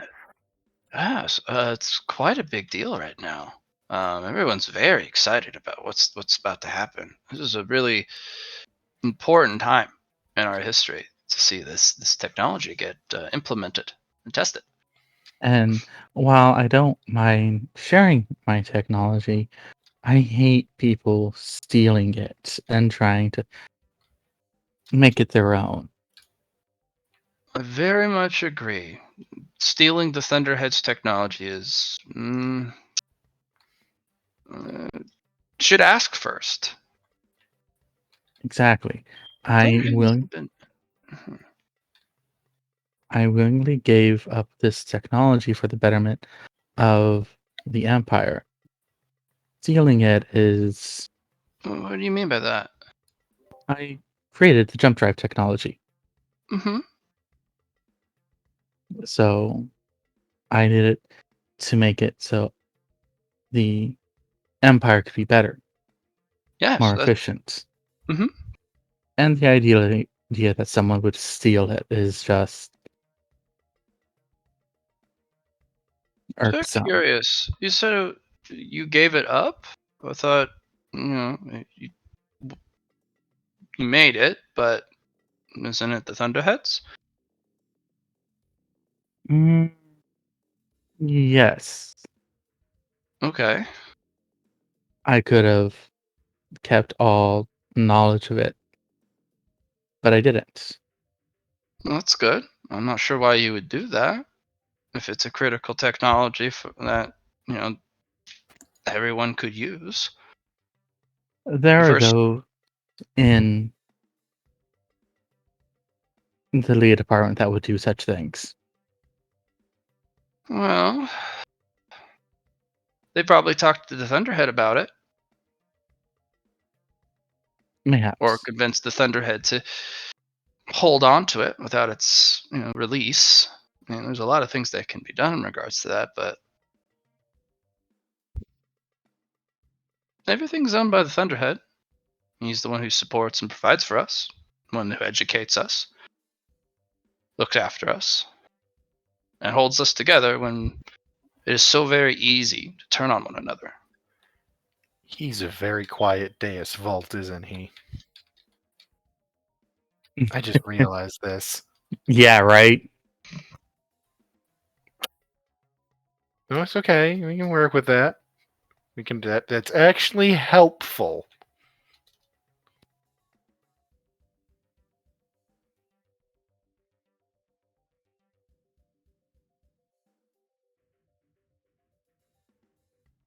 He kind of looks over.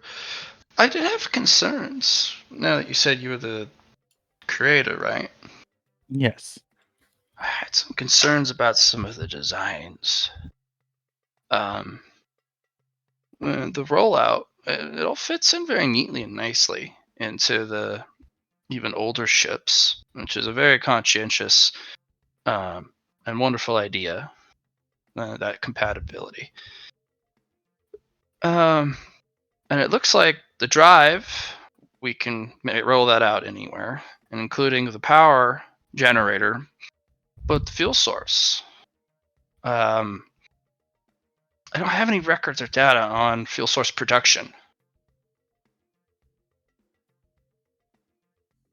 That uses a new source Mm-hmm. of Leah technology I see. that can only be generated and made by my people. Well, why don't I have a group of them on my station? I have plenty of open areas that we can set them up and get them whatever tools they need and supplies and funding to get this started. If it's only makeable by your people, where are they? Fortunately, it was brand new technology, and I have not had the time to properly train my people completely on the use of making them yet. And Oh, don't need to worry about that. Let's get started. I'll open up a space. Call your people over. We'll bring them over. And by the time they arrive, you should be ready. also, there's not many of my people. Hmm. Well, that's a conundrum now, isn't it? Because if you can't make them in large quantities and it only can be made by your people, that's. And you haven't given this to the Thunderhead, this schematic, and or at least an attempt to explain how it can be made. You're not trying to leverage the Empire, are you? Of course not. With I am more than willing to share and give equally to the good, Empire. I'm authorized, especially because of my position.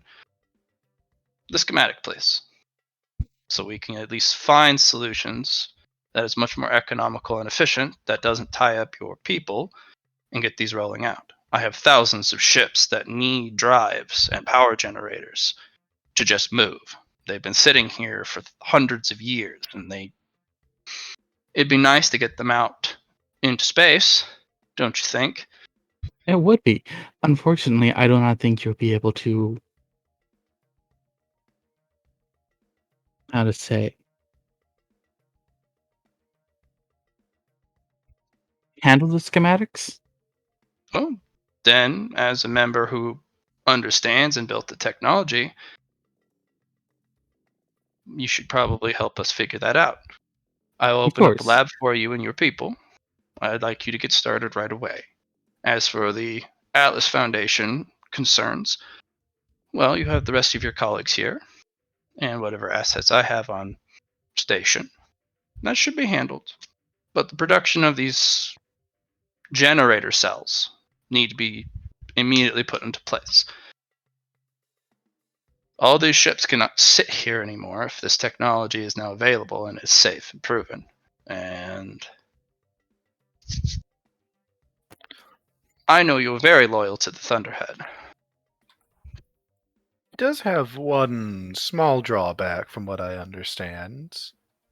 The residuals left behind that take a few hours to clear out, but that just requires ensuring that correct jump spaces are preset, that's all. We have very strict jump space guidelines. Hmm. All coordinates No, are I fixed and all celestial objects are observed so that there is no understand. improper jumps. This was not a disagreement in any way, more making sure that that was in your original reports. I know some things get left out occasionally. I But just want to make sure something here. May I see the reports you're speaking of? Because I did recently come up with new technology, and I want to make sure we are understanding which reports we're speaking of. was that at Ouroboros or at him? At Ouroboros. You I mean want, for the drive? yes, the drive or the new the new engine technology. Because your engine still has that problem, doesn't it? The lingering power thing. No, so it's the two schematics or two technologies you submitted. Yeah. Which was the jump hyperdrive, The hyperdrive and the new Leah engine. the engine, but no fuel cells, no pearls. Yeah. That's the technology that's left out. They have what you Yeah. gave them. That's it. They're wanting the pearls. That's what I Yes. want to make sure. Yeah. They want the pearls because you gave them everything else, and they're like, great. How do we fuel it? Because Yep. obviously this technology takes a very very specific fuel cell. Yeah. You can't use canisters. You can't hook this thing up anymore to a Leosol generator. Yeah. It runs a new battery. Where's the battery? But I will take out, like once I finish the lemonade, I will take out the Leopold from it, and I'll set it down in front of him. Oh my! It's so small. Yes. Huh. Look how tiny This it is what we use to fuel them, and With that what? depends on the ship. Oh my! Depends how many we need, but that is one at 1% power. Oh, just enough of a charge to give a little zing to your lemonade. Yes. Oh, curious. And then I'm going But- to take it and pop it inside me. Interesting. Well, when you set up the workshop here, just let the director I will send your way. Let him know all the things you're going to need to get these producible at the workshops here and the manufactorums, because we need to these out. And if it takes more than one to power a ship, especially depending on size, I have lots of ships here. Oh, yes. It's a lot of these little pearl things. Yes. Do you have energy warnings on this area? There are specific areas in which high energy yields is not permissible, but there is 2 particular areas I had quarantined and specially designed for high energy yield and other dimensional mathematics, just in case. Has quite a lot of safety features. Tell you what. I'll need one of those. Sure, I'll have one made available to you immediately. Thank you. And all the staff will be provided for, and if they're not here, I'll make sure they are brought here. As for supplies and technologies, you have the full access to what I have come across and have access to, which is quite a bit. I will call for assistance as needed. Of course. And to make it easier on both of us, any expenditures or costs that you require will be covered by, well, my personal fund, just to get this going. You won't have to worry about payments or salaries. I'll cover that as well. Thank you very much. Speed is of the essence, but not too much haste. Quality is, of course, paramount. And with what I saw in that pearl, quality is the most important thing. So, but we do need them, and we need quite a few. So, we should get working on it right away. Thank you. And a data pad will be handed to you. It's basically a blank check. I'm like, yes. Ah, yes, an A-class budget expressed as wreck. There is no amount here. Just do it. Yeah. I'm gonna call. Let's see here. I lost 2 of my One. Leas. So, one of my Leas. Yeah. One is dead. One is hurt, but you fixed him up. Yeah. I'm gonna call the 2.5 power level Leosol, and we're gonna see if you just snap your fingers, do some math. It yanks them across the universe, so they don't have to use their own energy. Blah! I'm like, come with me. Yeah, okay. Both just float off. Yep. You're given an exact area in which you can, or the exact location of the new lab. It's a huge lab with all state-of-the-art equipment, even from the Leah side. Some pieces of tech and workstations you haven't seen from the Leah side. Fascinating. I'm gonna have to steal some of this. And I mean, there is a set of Leah staff authorized and waiting, kind of lined up in the hall by order of rank. Mhm. And you got about 100 staff. I'm like, everyone, please come in. Also, I would like to bring Nixon with this. Banshee? Yes. All right. On that data pad, you have Uh-huh. authorization to give access to people. Yeah, I'm And gonna since you're a actually. council member, I mean, you're like, you're qualified now. But not that. I'm also gonna page Nixon. Like, hey, I need your help with something real quick. Mr. Banshee. Okay. Sorry. What? I need your help with something. What's that? I need you to see if my Leah staff has been compromised. And I don't particularly feel like de-atomizing them to figure it out. Okay. Bring him here. It's over 100 staff. It's easy if you come here. Just going to look at the dude. Excuse me for a moment. I have to go give some people the stink eye. Would you like a banana to go? I have some Please. local produce that I've very pleased to have come across. That would be amazing. Tastes a little bit different than normal bananas, but it's from one of the local grow houses. Not sure if we got the flavor right, but it's good. I would love one. The banana And is a little bit sweeter than normal bananas.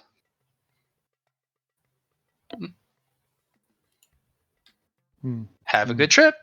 Make sure to follow the specific guidelines when you want to use the tram systems.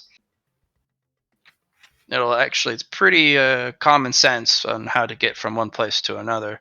And there's all sorts of diagrams, and you can always look up, where am I? And it'll help you plot your course to go somewhere.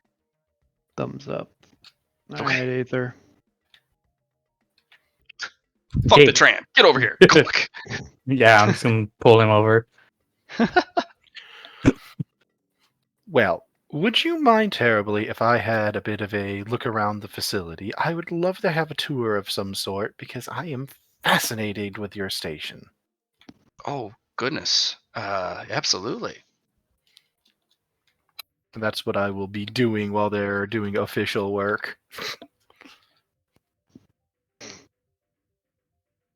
Also surreptitiously taking a look at what our security system or security situation's like right now.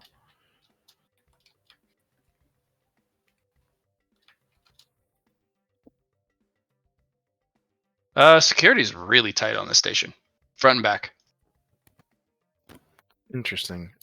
Makes me wonder how they were planning it, like what the actual plan is here, or if there is one. The security on this station is multi-factored and multi-layered, so that you have cultivators next to other like robotics, and paired with normal people. Like it's mixed squads. They're extremely vigilant. Like you actually catch one going over to somebody and just to the brig with you. What was I doing? I'm just smoking. You're in a no smoking area. You know better than the smoke in the non-smoking designated areas. This is a space station, not your personal smoke lounge. And he's just carted off. Well, Now, what happens considering Nick shows up with a big ass stogie in his mouth? There's a guy that looks at you and he gives you a look like, don't light it. It's been lit. He never doesn't have it lit. The office, that's fine. That's a smoking area. But in the Leah area, one of the Leah guys is like, oh, you're going to have to head to decontamination. You should put that out immediately. Security might arrest you.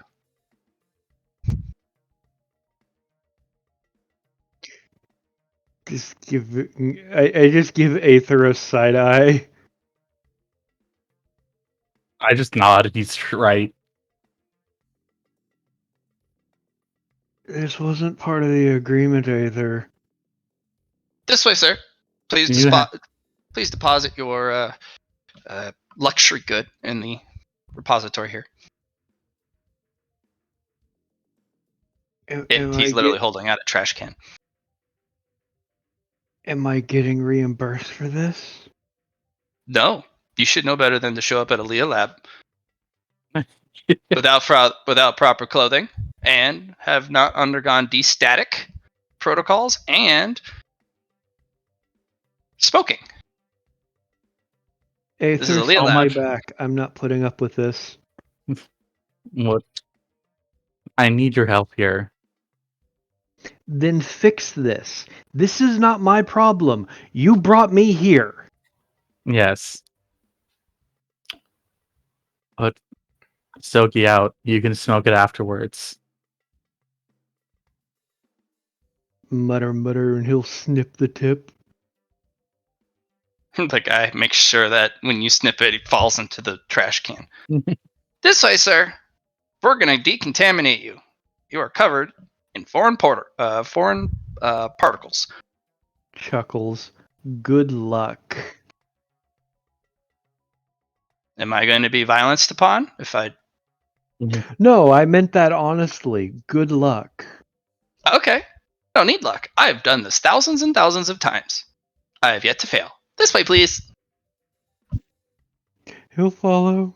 And you get sprayed down and you're given a non-static, like, protective, environmentally sealed suit to go around your clothes, your head, your head's in a one of those plastic helmets. I'm just curious how well the decontamination works with how utterly flamboyantly fabulous my contamination levels are due to my Chemtech lab and Xenotech lab all mixing. They spray you down really good. And while you're in the decontamination area, they put you inside a suit. And then they spray the outside of the suit. And then now you're allowed to go in the lab. You can keep your contamination on the inside of the suit. Fair enough. And the moment Mr. Banshee walks off, several of the individuals get out of the line and start decontaminating the area and removing the static, just cleaning it up to its environmentally pure for Leah. Mhm. They return back to the line once they're done. I'm like, this is Mr. Banshee. He will be providing us with an extra form of security as there's been recent breaches within the Leah departments. I'm gonna look over at Nix. I'm like, yeah, no, check them for subjugation. Yep. It's just Nix will just look around. I need all of you to line up. They're already all lined up in a row. Then he'll just start walking down and examining them. There's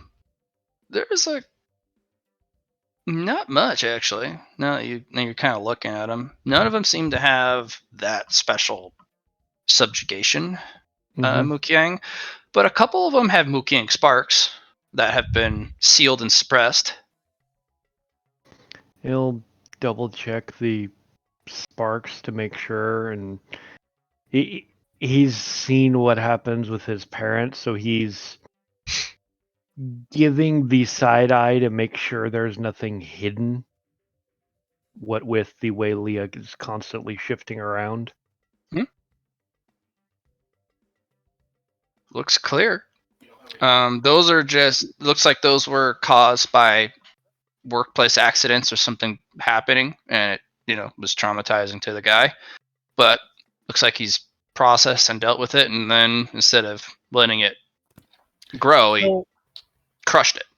I'm just gonna say that anybody that is working with the enemy here, they aren't going to have any black potentia.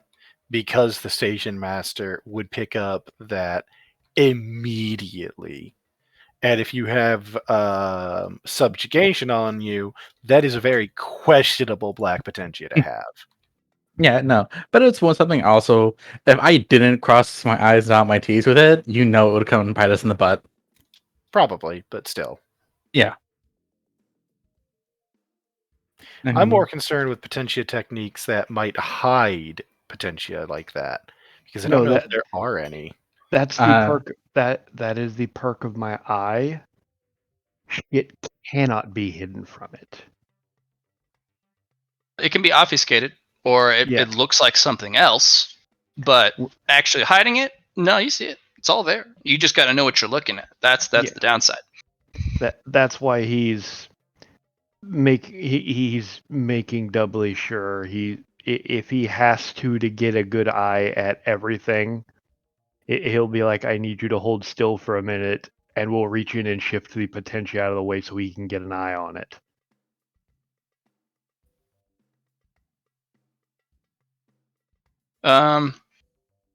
What he's mostly concerned about, because he's right. You guys did talk to the station master last session, and he says, as Liam stated, he keeps a very close eye on that type of shit.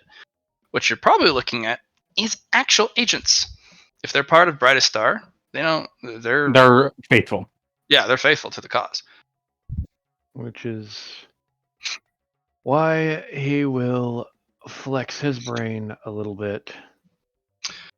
These guys, you get a lot of chatter from the level 1 through 4 techs. Mm-hmm. They're all excited. They're a part of something. You don't get this 100 staff covering the entire spectrum of qualifications at technician levels. It's also led by a director. Aether's here. Like, everyone's excited.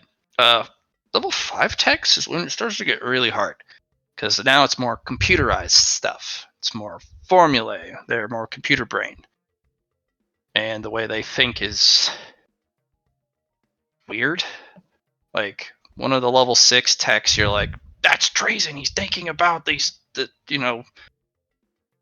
security protocols, how to overcome them, and all sorts of that. But then it loops around of all the different problems that he has undergone with projects like this in the past, and he's probably going to be asked to circumvent certain safety protocols so we can get the stupid project back on track within the proper timeline, and all the fucking corners he's going to have to cut to get it within budget, because it always fucking falls on him. And it's just kind of this loopy Yoda backwards thinking. Mm-hmm. Like, breach the security protocols I must. To help the project I will. It's like, that was backwards. Yep. So, it's, but nothing.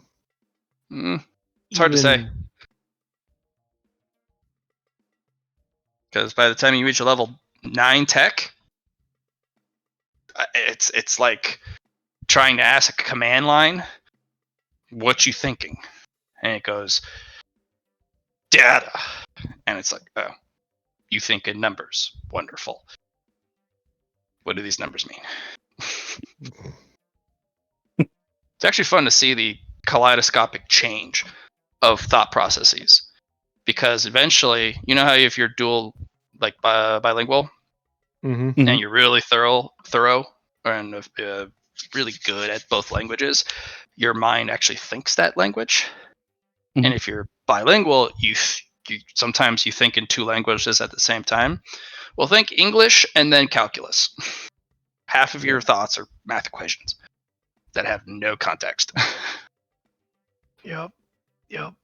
It's the only thing I could feasibly do here is try to throw them all off with something unbelievably simple, yet would never be asked in this kind of a situation. It's the only thing I can think of. So he's just going to pop up and be like, "So I just got one question." As he's focusing so he can pay attention to the minds in here, he's just gonna go, "So who's loyal to Brightest Star?"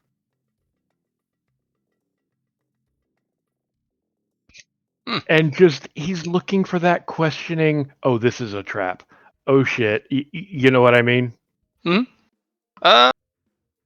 catch two of the lower techs with it, like, well, they are kind of the only ones, putting progress forward. Wonder if my application was processed. Hope I get a good position. That way I can lead my own department one day. Instead of being stuck here, forever stuck as a level 3.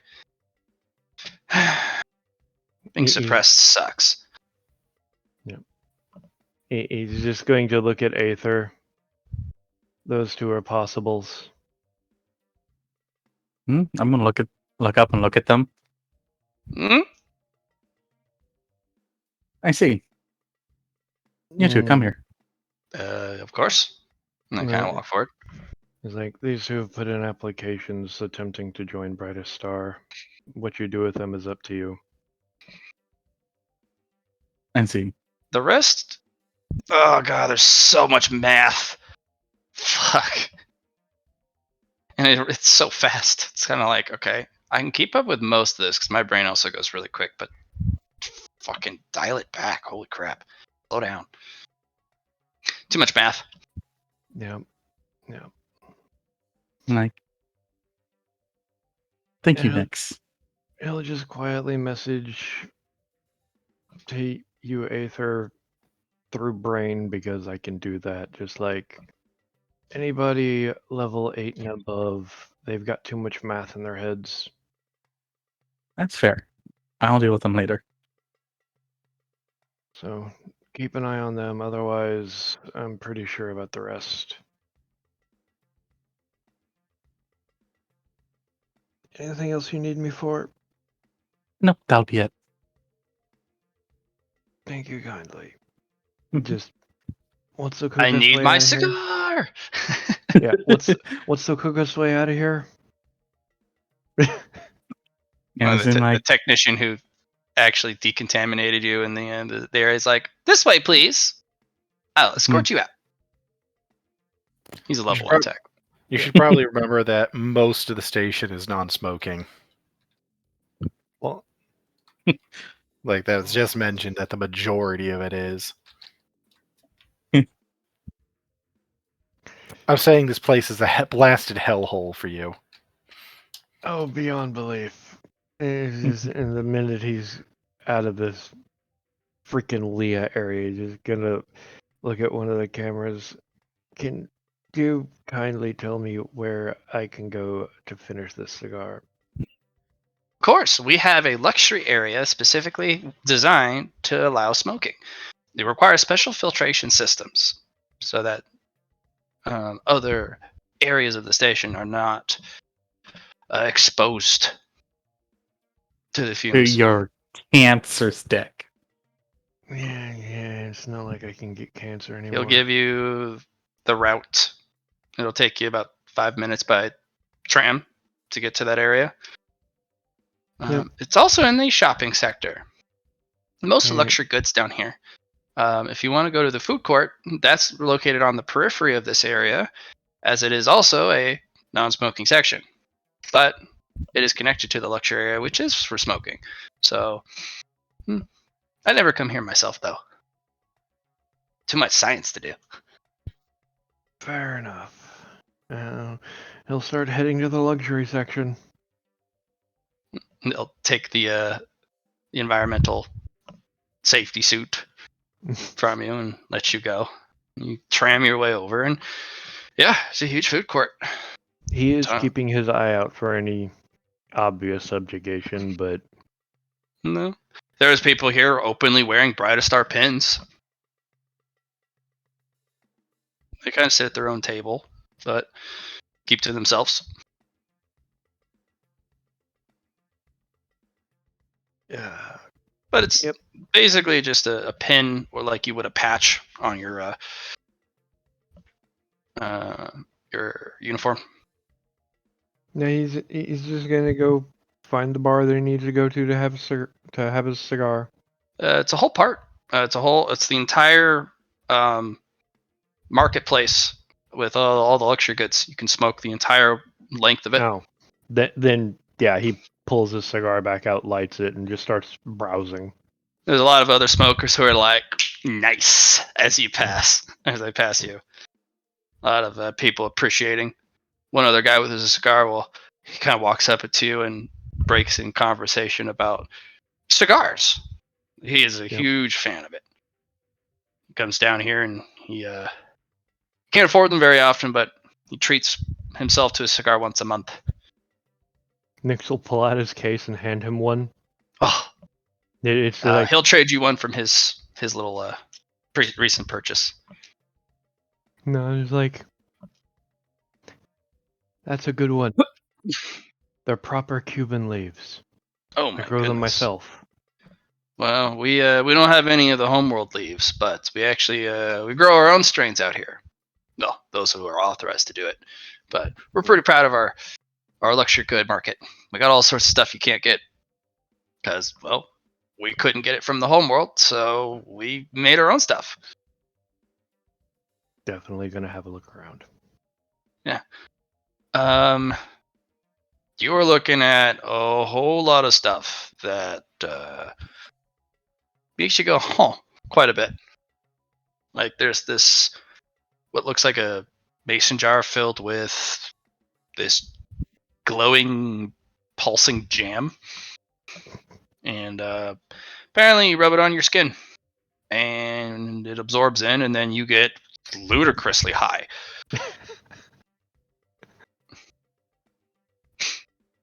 Beautiful. There's also other smokables. There's a lot of people here kind of sitting at especially cultivators, sitting at little cafe areas with these kind of over the ear kind of hanging around the ear, and it goes down, and you can kind of sip or smoke on whatever the comes out of this little canister that's clipped to the back of the ear. Is there a Chemtech stall? Oh yes, there is. He is heading straight there. Oh yeah, it looks juicy. As you come in, a Chemtech guy will look up. Good morning. Looks like you can handle what I have to sell. I can handle most anything. Yeah, instead of a mad scientist laboratory, it is very clean. There's no fumes. There's no Chemtech smell. Everything is behind multiple layers of safety glass.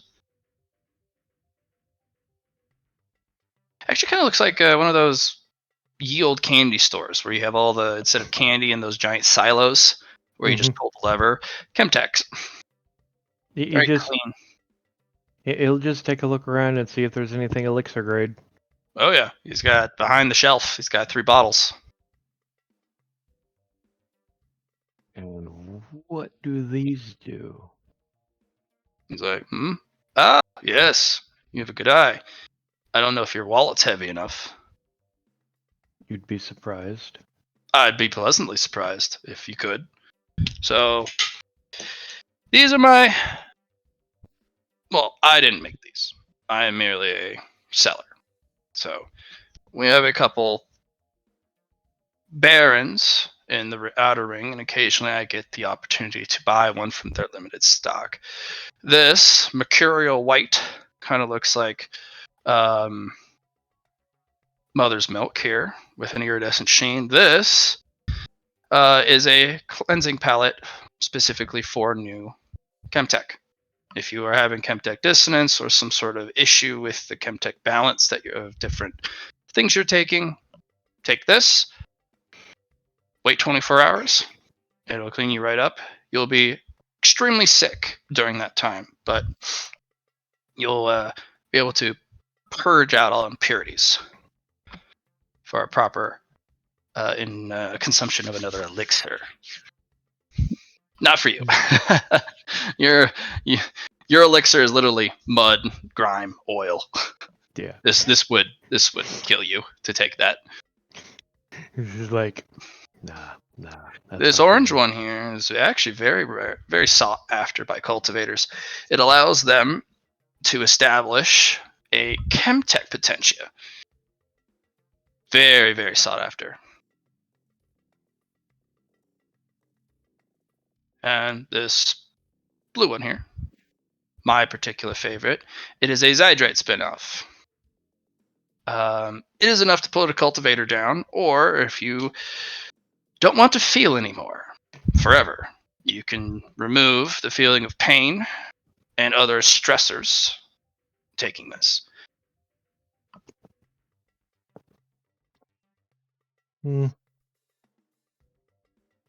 Sadly, nothing that really tickles my fancy. I apologize. Many of the other elixir options that I had in the past were bought out. Could No, I it's no worry. potentially interest you in the orange one? I've got a buddy. He's gonna teach me, so it would be a waste of a elixir within me. Well, you could buy it as a gift. Any of these are wonderful gifts to other chemtech practitioners, especially those who like to dabble. The white one here, particularly good for that, for dabblers. You know, Only 25 million rec. I actually have somebody who would particularly like that. And it's, I mean, currently Nyx is sitting on, yeah, Yeah, money. he just pulls out a shit and pays 25 million for the white one. Yeah, he bottles it up for you, or he takes it out of the display case and puts it in a box, and there's a big old lock on it, hands you the key, and it's basically like a Comptono Mm-hmm. from Star Wars.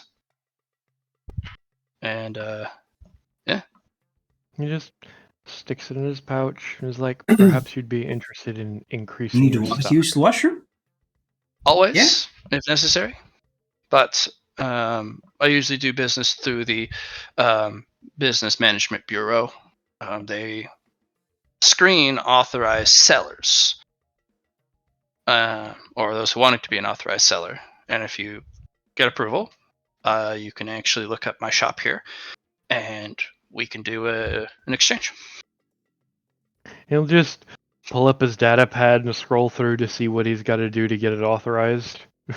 Or if he's already Basically, authorized. you have to set up your own business. You have to have a selection of goods that are sold by the business, and each one of them has to be screened, tested. It's a lengthy process. They don't just allow people to walk in and go, "I have shit to sell," and they're like, "No, got to go through the department." If you're willing to wait and go through all the hoops, then you're in. If you're here to make a bunch of money and then get out, no. They got a lot of stuff in place to stop people from just ad hocing sell whatever they have on hand. Yeah, but I thought I already went through all the paperwork to be able to do this basically anywhere. On Airspace. No, I went through all the shit to be able to do it empire-wide because I was planning on selling my elixir. So, you wherever already I have could the get it. business then. They just have to personally screen the goods here. So you jump through already many of the hoops already then. Then, yeah, I'll just send him a message. Yeah. For something to When get at your screened. convenience, show up at this location. This is the testing site. Whatever product that you're going to be selling, and only those products, they will be testing them. Then Doesn't mean they have to be safe. Chemtech isn't. Then he'll swing by. Okay. Jackie, you're hanging out with Ouroboros still. Oh, he's with Luna. Crap.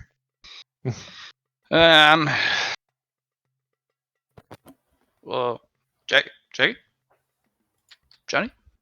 No, I don't think so. Damn it. Well, you two are the only ones back there. So. Well, I was getting a tour of the place. So it's just Jackie there. Because, yeah. I mean, technically, we're always with him. Since we're in him. I'm just saying. Where are you looking at? Where are you trying to go specifically? Well, I'm basically, my thought is the actual Atlas Foundation ship is going to be incredibly well watched, right? Very, yeah. Which will make any kind of espionage excessively difficult there. Brutally so. Which means there's a very limited number of options as to what they could actually be trying to do here. We were told to come here and take a look at this place. And it's also a question of whether or not that information was even reliable, I guess. But I'm trying to think if you weren't here for the Atlas thing like we suspect, what else would you be here for? Is there an Atlas office? Yeah, this is one of the major branches. When a ship docks with a station for the Atlas Foundation, is the information, the scan data, transferred to the office to be transferred to other ships? Yes. It's actually sent to a major storage hub, its own server systems to store all individual scan data and ships that it's not automatically transferred to other ships. If you come across it and you don't already have that scan data, you can request it from the headquarters and they'll send it to you. Which means the actual point that is got the most risk involved for theft is that transfer process. It's also more heavily protected than the ships getting the overhaul. Yeah, so it's the actual transfer group that is the weak link here. So if you were to do a heist like this, if this is the focus of the heist, that's more where you would go. You would go for the group that's going to be moving the data because there has to be the transfer between the locations. There does, and they don't do it wirelessly. They do it physically because that's how Atlas rolls when it comes to this stuff because of how proprietary their scan data is. Common practice is to actually physically walk the drive to the station. There's definitely a redundancy in place. You're not sure what it is, just in case that drive just doesn't make it. But that's also done through all of the public areas. Like, you can't miss the guy carrying the drive, but his escort is very heavy. Which means it would be the redundancy you'd want to go for, not the main drive.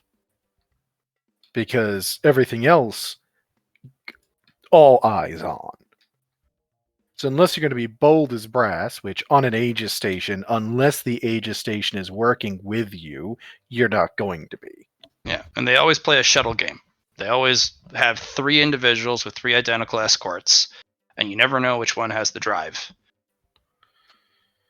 Which means they have to be going for the redundancy. Don't know where it is, and or what it looks like. Unless you get inside information from the Atlas Foundation itself. Depends. Technically, if you know the station long enough, like you were around during the construction and the implementation of the actual Atlas Foundation HQ here, and you got to watch all the utilities and other stuff got put in, you wouldn't need to. You could be a construction worker that was there during the construction. Actually, you don't really need to intercept any of this. What you need really is a hard line that copies the data when it gets copied into their computer system. And I've already been told how long the plans for Brightest Star has been running. And That it's could almost also been built. indicate there's another avenue of getting the information that you're missing. What, just asking people? No, requesting the scan data as a captain from another Atlas Foundation vessel. How many Atlas Foundation vessels are on the station? 800. Gotta narrow that list down. Oh, yep. Okay. And there are ships coming and going all the time. And when this new data gets uploaded, most likely most of the Atlas captains are going to know about it, so there's going to be a bunch of requests coming in. Right.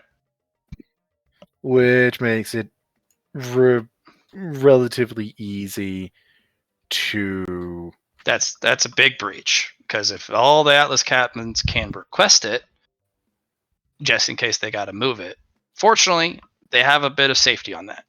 If you aren't actually moving the item, you don't need the scan data. If you are moving it, you can have it. So really, we need to filter requests for said scan data that involve basically from the specific list in question. Precisely. Mm-hmm. Which Also, narrows it down a lot. Yes. yes, I was also going to say that doesn't stop favors from being traded, though. No, it doesn't. But we can't. We need to focus on things we can handle and not things we can't. Yes. And we can't stop somebody from just deciding, oh, fuck it, I'm just going to sell this. We can't do anything about that ourselves. I mean, if we catch it, we can punish the people involved and stuff. But to catch it, you have to first find evidence of it. Or of it happening in the past. Yeah, the enemies don't have to work really hard to get the info. It'll self-propagate on its own eventually. It's just a matter of when you want them to get their hands on it. Fortunately, Aether does have the key to the lock in the door. He designed it that way. He's got the pearl. And so what if they get the other data? Downside, they can make their own battery. Yeah. Well, the thing is, it's not necessarily about the drives. Because this was a bunch of scan data for shit that got scanned on... what station was that? Halcyon. On Halcyon. Yes. So... So really, we need to look for that more than anything else. Because getting the generator, because it was sold to the Thunderhead, the actual, the actual drive, that's easy. They already have that. Yeah, they have the hyperdrive. They just don't have the generator and the new fuel cell. Yeah. The generator model probably was part of the Halcyon data that was scanned. Because that particular Atlas ship also moves a lot of those drives and power generators from Halcyon to the other shipyards for the retrofit, which is all authorized and documented. Because Ouroboros doesn't make those drives and the power generators on site yet. They're working on it.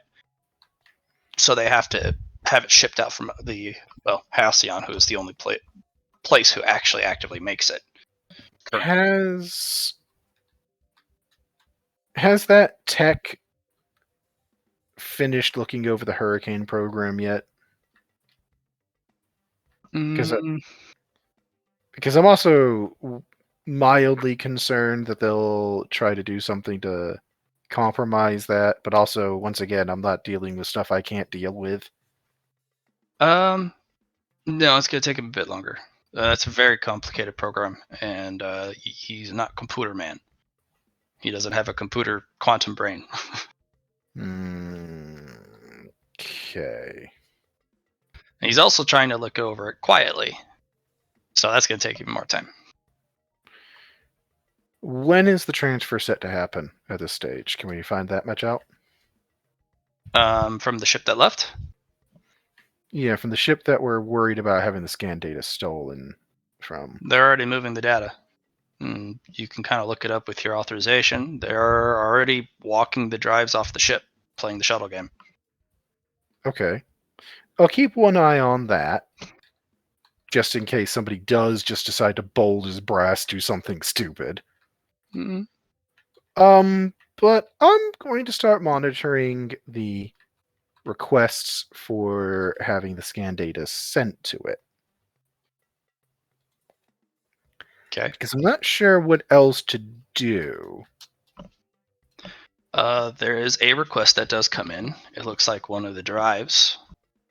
That was a single drive and a single generator is getting moved from the ship from Halcyon to another Atlas ship to be sent to another site for testing and being implemented into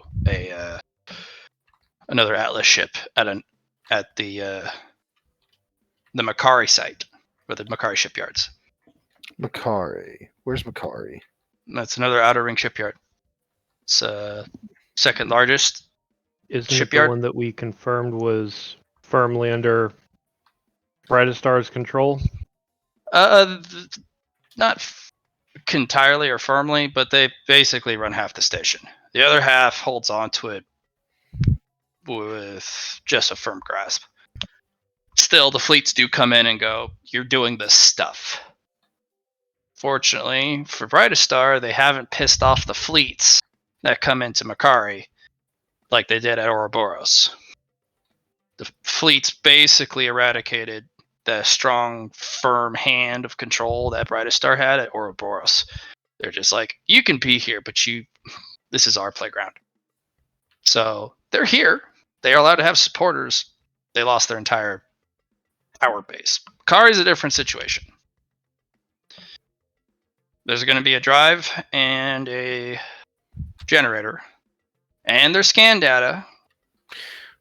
What else was... What other scan data of relevance was in that, Aether? Honestly, that was it. The problem is if they have any idea about how to make Leopold's on their own, because there were other smart council members, they might be able to figure it out pretty quickly. Though,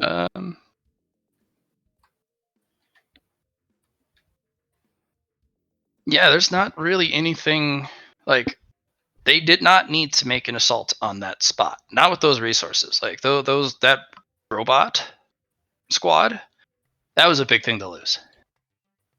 Yeah, that's what I'm trying to figure out right now. And there is nothing that Author doesn't know or could, it's not like you guys can't afford to have these guys do it, but they don't have any data on the Pearl because Author made sure of it. Aether, you mean? Yeah, Aether made sure of it. So what they would actually be after is the Pearl. they'd have to, because eventually everyone's going to get this drive data and this generator data. They have the drive data. The generator data, honestly, once they have the drive itself, you can extrapolate the generator given time. Well, the drive was also built for compatibility with the old Leosol generators. So you could use them. It just makes your ship faster. You need a Lea Tech of level 5 or higher to install it properly. So it's not really that big of a deal. Yeah, that's just going to be spread. The fleets are going to get it quick. The Pearl is the key here. Pearl is the key for this group of tech. For Aether stuff. But what else was there in that vault? There were other prototype designs, yeah. Do you know what else was in that vault, Aether? no, but I could find out pretty quickly. Could you please? Yeah. Aether will quickly. It's going to have Morpheus do it. Morpheus is like, no. That shit, that type of play, if you're a councilman, you put your fingerprints on touching stuff. Trying to get another councilman to put their fingerprints on getting classified information like this, I'm not doing that. Because Fair enough. when somebody goes looking, they're going to see my fingerprints if something goes to shit. All right, fine. I'll put my Yeah. fingerprints on it. I'll put my fingerprints on it if you're worried about getting your fingerprints on it. I'm basically doing an investigation anyway. Fine. What else was in there? Holyverse drives. Halcyon has a repository for incomplete or prototyped or almost complete Holyverse. Anything of particular interest? A lot of it's, you look at it's like, ugh, it's hard to look at because a lot of it's incomplete. There's one drive that has shown completion. Phazon crystal technology. That's it. That's what they were looking for. It makes a stable Phazon crystal, and there is technology associated with it for proper housing. It is a dangerous power source that requires a lot of testing, because if the ship takes a hit and that crystal cracks, that ship's gone. What else? But no, because that's the thing. That's what they're looking for. If they can get a Phazon crystal, and then someone sees how the Leoprols are done, it wouldn't be too hard to jump. Wouldn't be too hard to bring it down. No. But that is making the assumption they're after your tech. Fair. There is a series of not Leah Holyverse on there. Of what varieties? There are 2 other dimensional Holyverses. Not complete, but you've never seen these before. One of them makes you sick looking at it. That immediately tells you that needs a lot of work. The thesis on this particular one is a energy field that you can set at very specific. It's kind of like playing with a piece of putty, because the energy from that dimension is physical. It's an actual physical substance, material, and same with a lot of stuff from that dimension. So it's like malleable energy putty, but it's all wrong. It's like that'll go terribly bad. There's a miniature power core meant for high-end use battle suits and power arbors. But Okay. It says it's incomplete, but it also says it doesn't make you sick looking at it. It gives you the could be better, but it doesn't make you sick, which means it's a complete Holyverse-ish.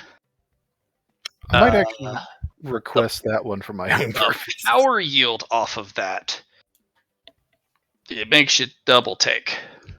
Self-contained, perpetuating, doesn't require. Who owns that particular verse?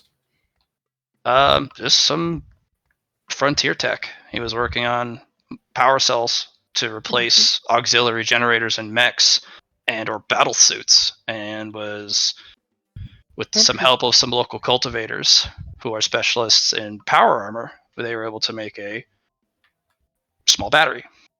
I wonder if he'd be willing to sell that to me, but I'll look into that. That thing outputs about 50 Leah canisters worth of energy.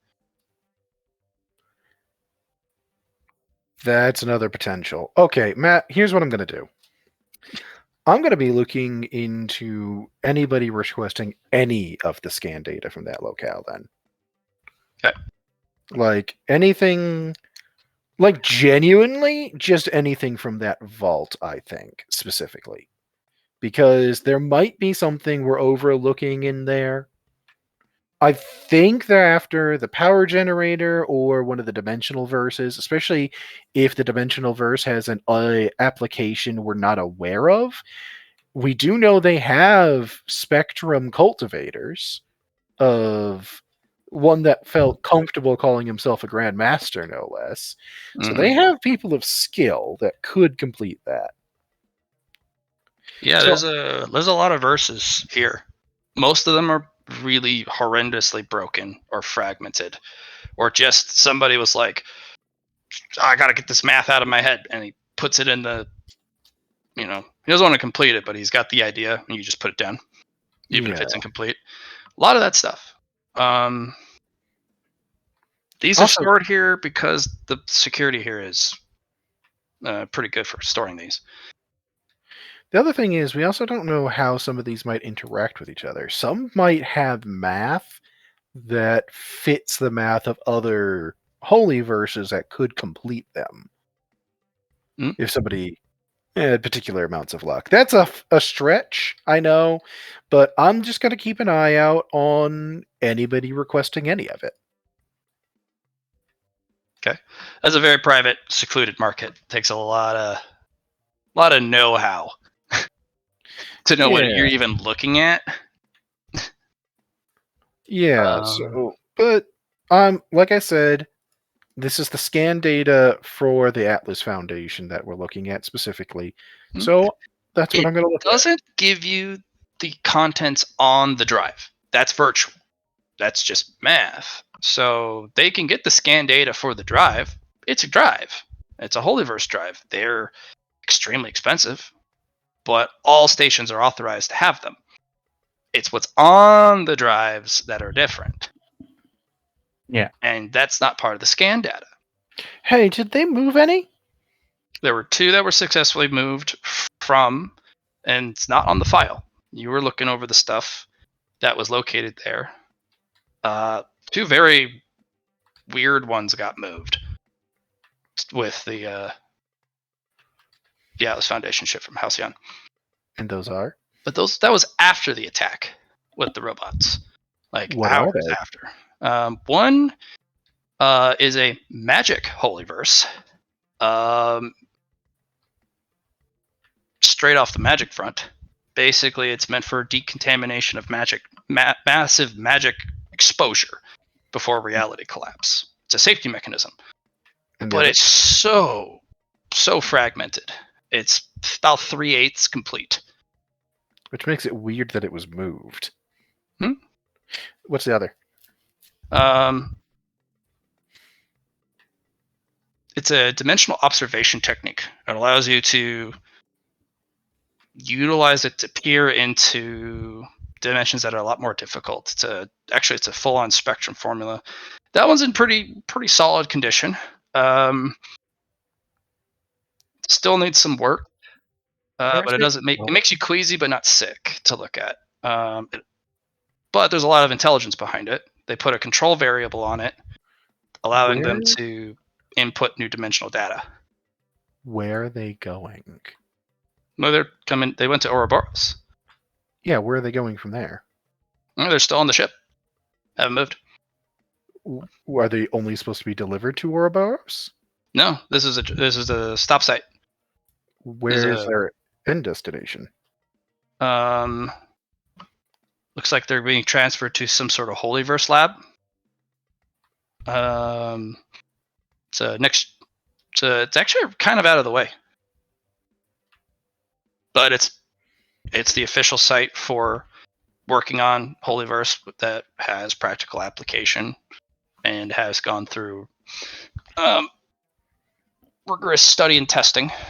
And since it is an official site like that, it has probably, once again, intense security, kind of like Ouroboros. Absolutely it does. And these drives, the contents on the drives do not ever leave the drives. The only way to access it is to plug it into an authorized and constructed computer that can handle this type of tech and this knowledge, which would only be on site. But that doesn't stop you from making your own one of those drives, for one. But it also doesn't stop you from just stealing the drive. Drives are still there. They have not been accessed. The drives have a very special housing. Like you pull it out of that housing or expose any of the plug-in ports for it, all sorts of alarms go off. I'm still going to go physically check, I think. Okay. Jackie, what are you up to? Not much. Not really sure whatever happened after we met with the guy. Just everything is now moving into different places. When did you stop listening? I've been just listening on and off. It's honestly. Aether has been badgered by the station commander to basically start Leah Pearl production here. I got that. Okay. So, Okay. what next? Nix helped clear the staff, found some potential people that are working with Brightest Star, but who knows. And then he went to the market to start doing some shopping, met some Chemtech guy and stuff. Okay, I heard that, yeah. And I was going over potential I got a tour. I was having a tour done of the station, and I started going over potential targets for theft from the Atlas ship that we're here looking at, if this is their target. Okay, Because I understand that, yeah. Yeah, that's it. Like I'm just trying to figure that out. That's it. You didn't miss anything really then. So what happened? Like there was the conversation with the Aegis Technique guy, and then you guys just all went separate ways, kind of deal. Yeah. Okay. I mean, basically, we're the only one left here in the office with the Jorminger. Okay. Yeah. He's like, "Would you like some more lemonade?" I'd love some more lemonade, thanks. So, got a few questions for you, if you don't mind. Oh gosh, sure. That sounds fun. I'm interested in your advice, I suppose. I am advice. Advice. Okay. Yeah. You're an Aegis Technique practitioner, and very good from what I see so far. Parody of it. Oh, all right. So you wouldn't say you're part of that group then? That's a tough one. You see, the Aegis Technique is for battle stations, weapons platforms. I'm a shipyard. All right, so you're like a variant of said. Now I do have my defense systems, but that's not my primary purpose. Right. They have special techniques designed to combat against mental corrosion and degradation to the station because it's a battle station. Right. That means they are violence. They are meant to protect or harm. And that's the whole point of that. A bit of a duality there in a sense. Right. Okay. Yeah. And you're more of efficiency and I practice the hearth technique. The hearth technique. All right. It's basically how to construct a home, because these battle stations, the Aegis Technique, a lot of the practitioners go out of their way to make it so that even without people, it still works, which is it's a smart move. But I mean, you create a space station for people. Yeah, it's a little lonely otherwise, right? Right. But for the hearth technique, it's specifically designed to enhance the living conditions of those who live on the station, because that's the point. Just help to facilitate everything. So there's a lot more work to be done and a lot less focus on some other parts of the cultivation technique. So let me get this straight, at least from what I'm seeing. If you make it easier to live, giving the a better quality of life, you give better products in a sense for your station?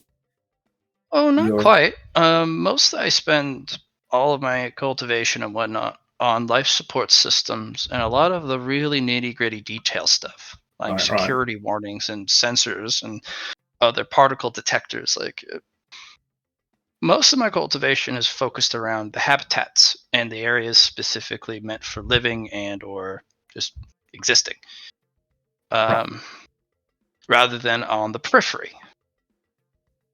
So I got it all bunched up all over the place, but I will say my least cultivated is my outer ring defense grid. Yes, sir. Now, is it I that can because control- you just don't have the resources to, or is it more you Oh, just I just always, whenever I find time to cultivate, I always find myself spending that on, the people? reinforcing a new hab because, Yeah. I've been around and there's been additions and more people arrive, and it's really fun to see people smile and they get to enter one of the marketplaces or the food courts, or they have a nice room here, and it's a resource thing. It's also a focus thing. Yeah. I have a Hey guys, I just realized a target we haven't considered, and this is directly related to your conversation with him, so I apologize for interrupting. Have we considered that he's the target for Black Potentia Yes, if he doesn't F50 have after all. degradation and corruption stuff in it? We did scan him over though. he's perfectly Hello? fine, but for this, degradation and mental and spiritual corrosion due to being on a battle station, the Aegis guys need it. The Hearth builders, not so much, because this is a industry station, not a battle station. Yeah, there could be violence, Yeah, but it's so not always on the mind. what happens if somebody attacks it and just slaughters a bunch of people horribly and painfully? He's had accidents in the past that have caused thousands and thousands of people's deaths. I'm just saying that is a thought that just occurred to me when he mentioned that he doesn't really have stuff for degradation and Black Potentia. What if they're going to try to corrupt him, and it's just such an unthinkable act because of how fucking much power he has that we just haven't considered it? All right. No, good thought. Sorry, Good please thought. continue. I just wanted to say that.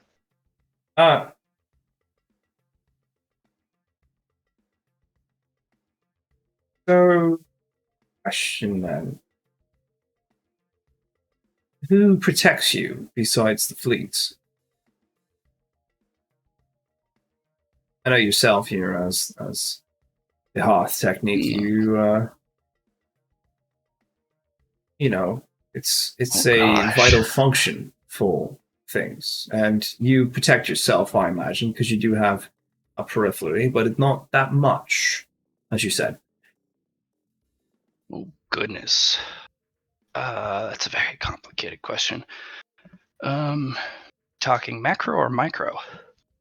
I have so many different levels of security. No, that's fair. On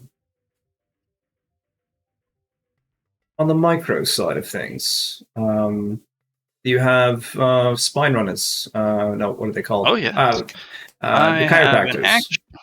I have almost 100 personally trained here.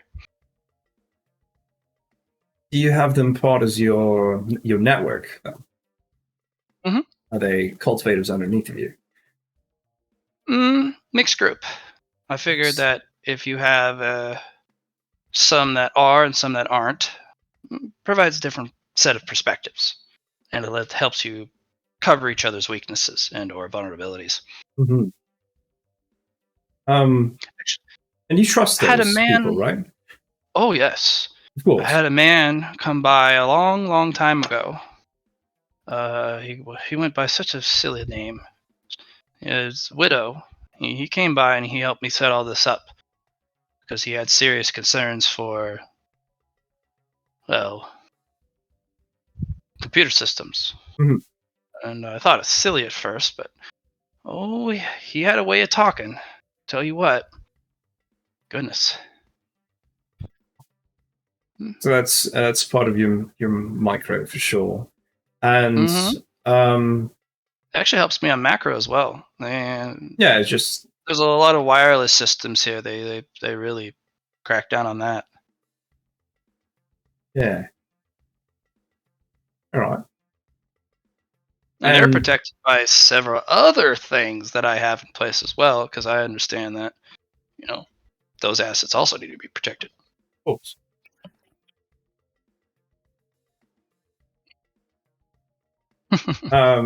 Jackie will send a quick little message to Luna, I suppose, to check over the chiropractors to make sure there's no bright star within them, as half of them are part of this. So let's call him the base commander, I suppose.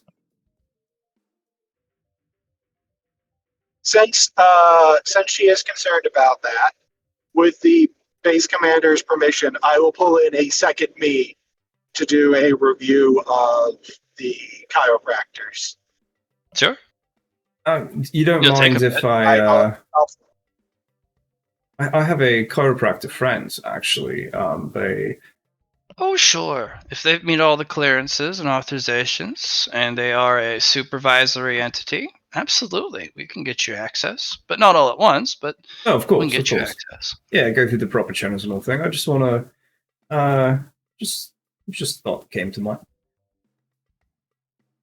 Got that As an going for you, added good. benefit, I was trained by Widow. Hmm. Yeah. So,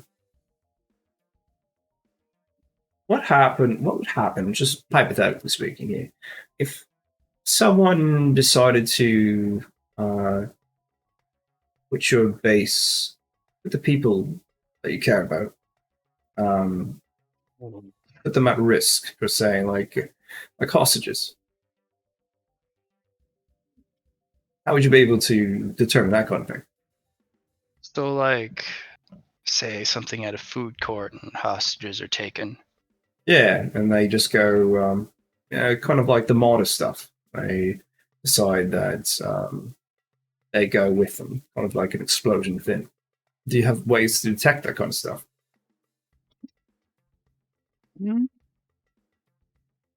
That's tough as well.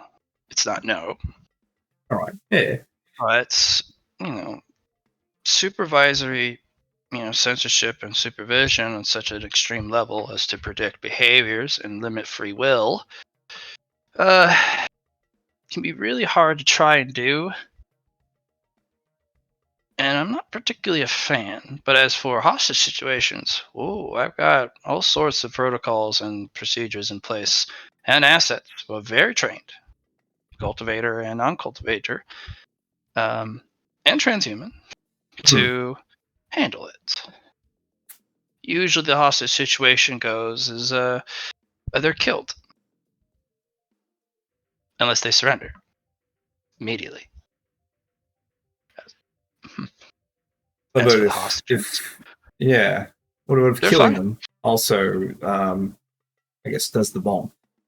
Well, That's the it's big boom. really convenient when you can turn them into Leah particles or other particles or send them to another That's how you dimension. do it. Yeah. No. I got Right. a buddy that does the same kind of thing. So I know Yeah, we just found about that particular weapon platforms can be utilized even out of mind, out of sight.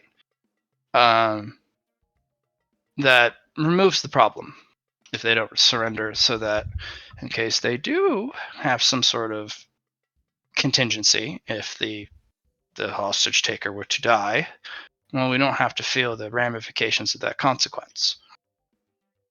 They are translocated, if at minimum, into just space, which is a lot easier using dimensional energy technology. Just a simple spectrum translocation. Very efficient, very easy.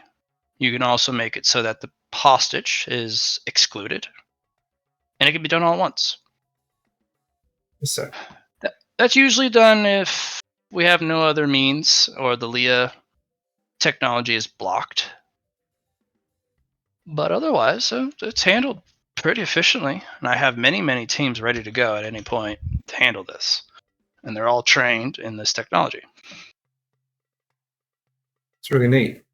The only reason I yes. ask is I'm interested in the Aegis technique. But I have a goodness. few plans for the Aegis technique because I understand that it's not so black and white Looks for like you're everything. cultivating something else. Yes. It's a lot to have on your plate. Ooh, one moment, my food here.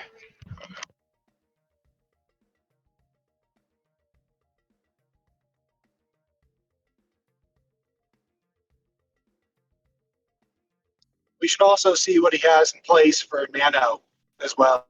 Yeah. I was gonna ask if he had like some way to protect his black potential without getting more. Or if he had a Leo ring or something along those lines. See, the thought that occurred to me is how would he handle it if somebody did something like insert a Milo program and then just start dumping black potentia into them? Yeah. Because if I was to want to completely devastate this place, a few thousand black potentia will do it.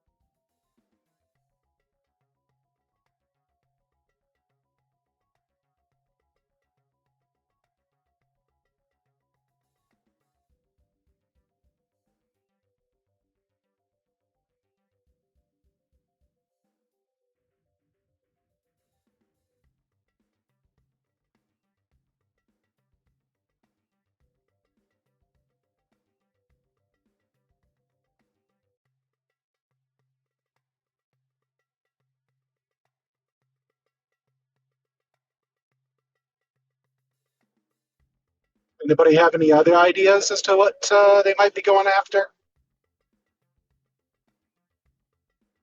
Honestly, I think mostly they're going for the Leah technology because it would be if they're able to reproduce the Leah pearls and figure out the Leah pearls are the center of it. They could take. I was gonna agree with you. I was gonna say I think they're after the holy verses because they also could be trying to find. There's a spectrum one in there as well, and if done correctly, that could be another alternative to the Leah drives as well.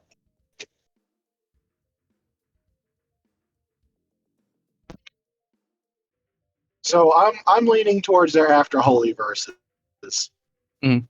Either so they can make their own version of the Leah Pearl using that crystallization technique, Yeah. or after the Spectrum one for an entirely different FTL drive system altogether. They could have something in play that you guys don't know about, and they just need something that may not even be related to fix it. That's part of the reason Possible. I surreptitiously went to the market district so that I can mentally listen in on the brightest star people. Cool. Well, it's not necessarily the actual people in uniform either is the problem. They could just hire mercs. There's too many options. Yeah, but that's why I'm just trying to listen in, see what I can find, you know? Yeah. That's why I was asking, because I'm spitballing, you know? Yep. I'm trying to spitball ideas, try to figure out potentials. And if they're just straight up after something that we have no idea what it is, like there's no info we have that hinted on it, then all we can really do is become familiar with the station more, patrol it, and, try You to also figure don't it have a out lot of when time it here happens. too. You also don't have a lot of time because you guys have the gala coming up Yep. literally the next day. You basically got the rest of today. There's a couple things that will put a time limit as to how long we're going to be here.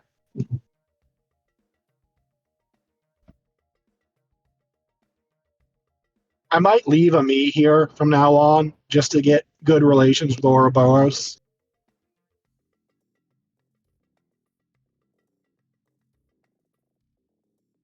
Also, this would be a good place to get some inroads with the outer fleets, it sounds like.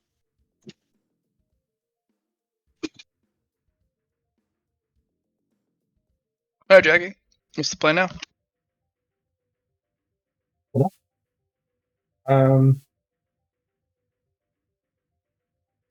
I think I'll take this time to kind of get to know this fella and kind of figure out more about this Hoth technique and how he accumulates the potentia for it.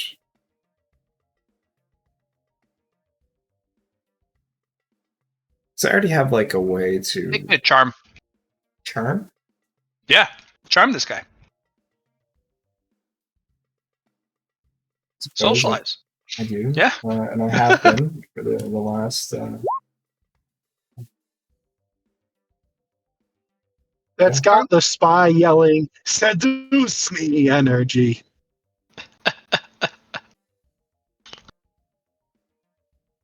I think that's the first time this has ever been asked for.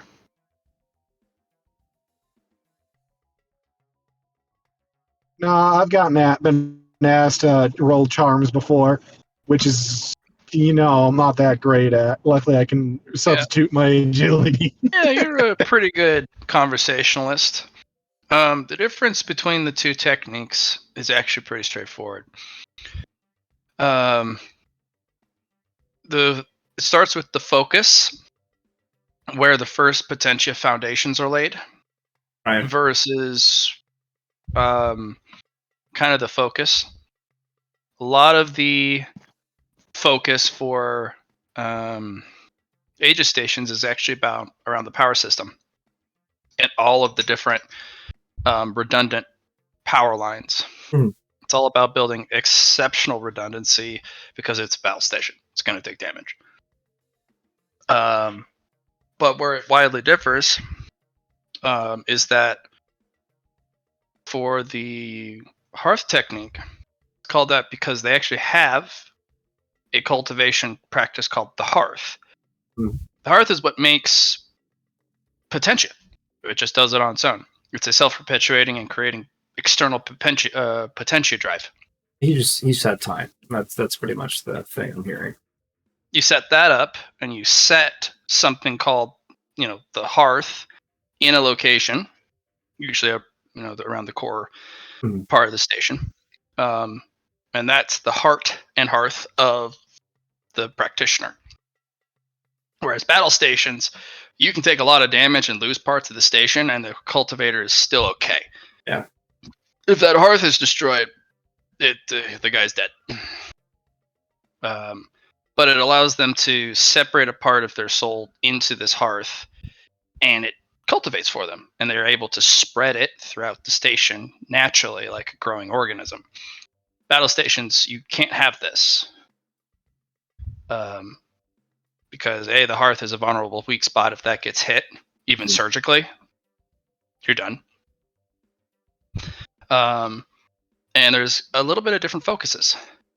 Usually battle stations don't have the traffic and size that shipyards do, especially one of this size. So, and one that will continually grow the more and more it's used.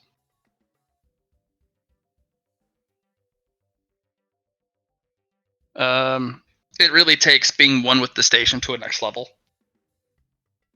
Sure. Because at one point you, to completely be one with the station, You walk your physical body once you are ready into the hearth, the fire of the hearth, and you are remade with a new body, which is anything but human. Yeah. So it's basically you had to separate part of your consciousness and your soul into the hearth. And then when your vessel is ready and the station is ready, you then rejoin them and completely move the soul and the mind consciousness into the hearth, and what comes out is just a shell, a puppet. It's a complete merging technique. Whereas battle stations, you don't merge that deeply. You don't become the station, you are paired with the station. Mhm. Big difference. Thinking about the technicalities. So Oof. So I'm just going to say one little phrase. Project Pixie Dust. Maybe the hit on Halcyon was a test.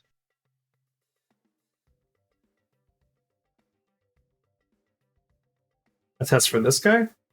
Well, what I'm thinking is Ouroboros, they lost their foothold on it. The Yeah. Outer Fleets looked at them and said, no. The Outer Fleets said, this is not yours.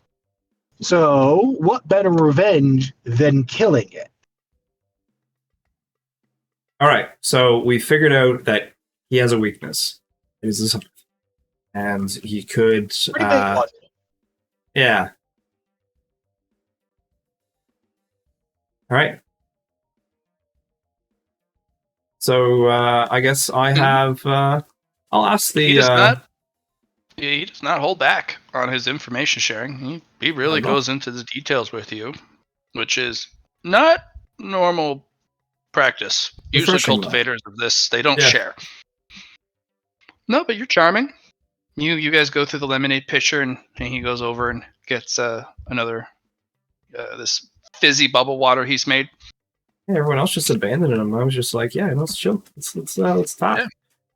Yeah, and he's chatting away. So I was just thinking. I'll ask him.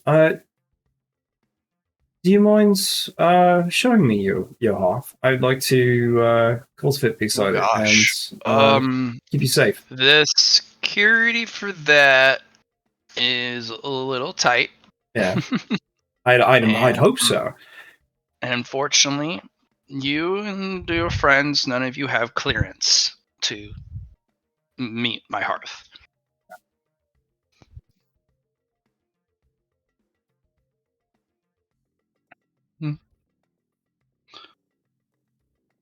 So That's I'm gonna fine. have to respectfully decline. No. That's it's good to have boundaries. It is also not a widely known thing that it exists and/or its location. Mhm. So, just telling you about it. That's about as far as my trust I can extend to you on that. I get that. The original construction crew would know. Yes, they would, because that would be a monumentous event on both occasions.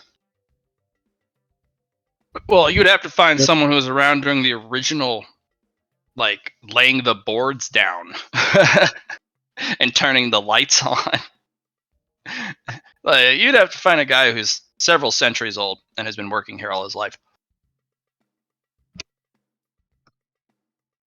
Yeah.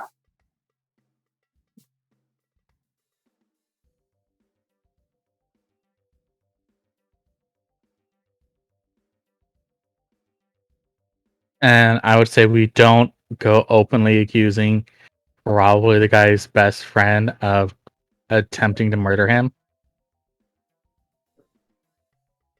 Yeah, I wonder how many of them are left. So I don't know if we've really been properly introduced. I know we've been talking for a while now, but you can call me Jackie. Oh, well, you can call me Ouroboros. Pleasure to meet you. Ouroboros, I'd like to give you a gift if you don't mind. I was hoping to.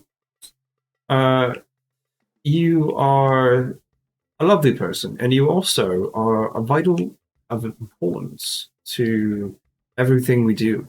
And I am very impressed with what you do. I have here some nanots. They are mine. They are from me. And since I practice the arts of the nanomaiden, it allows me to protect what's most important to me. If you ever Golly.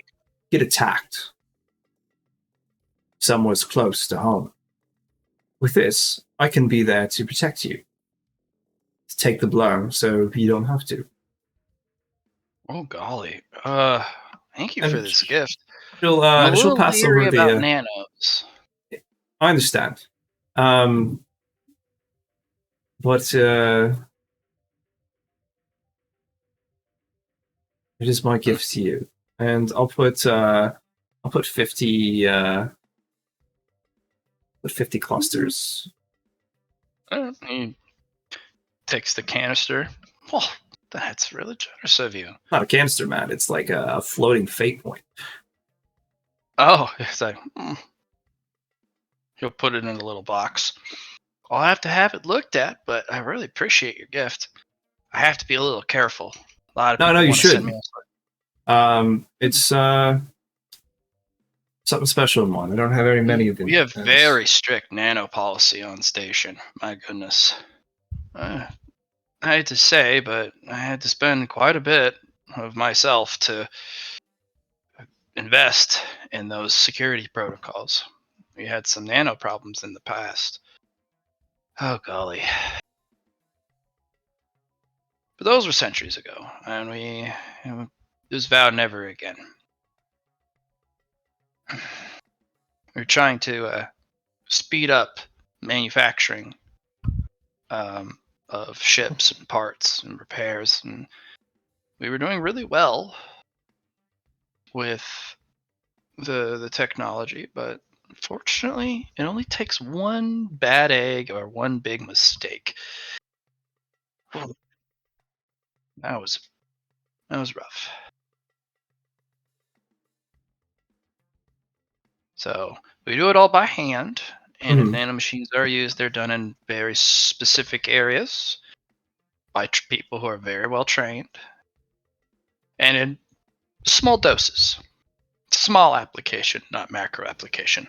The point of these nanos is to give hardiness and to give rejuvenation. And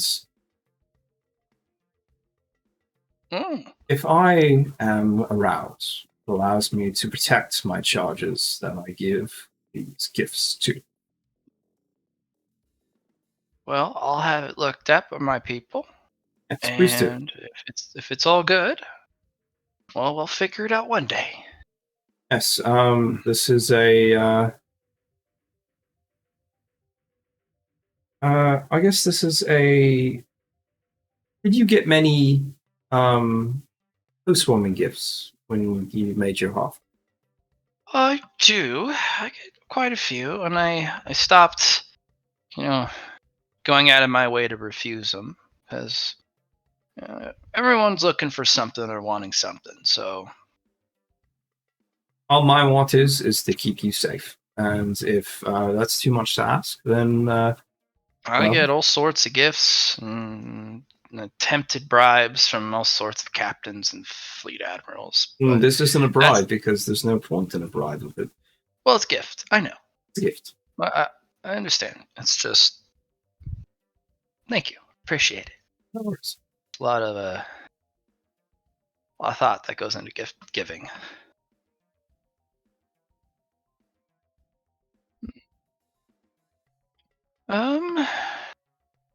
What else would you like to talk about?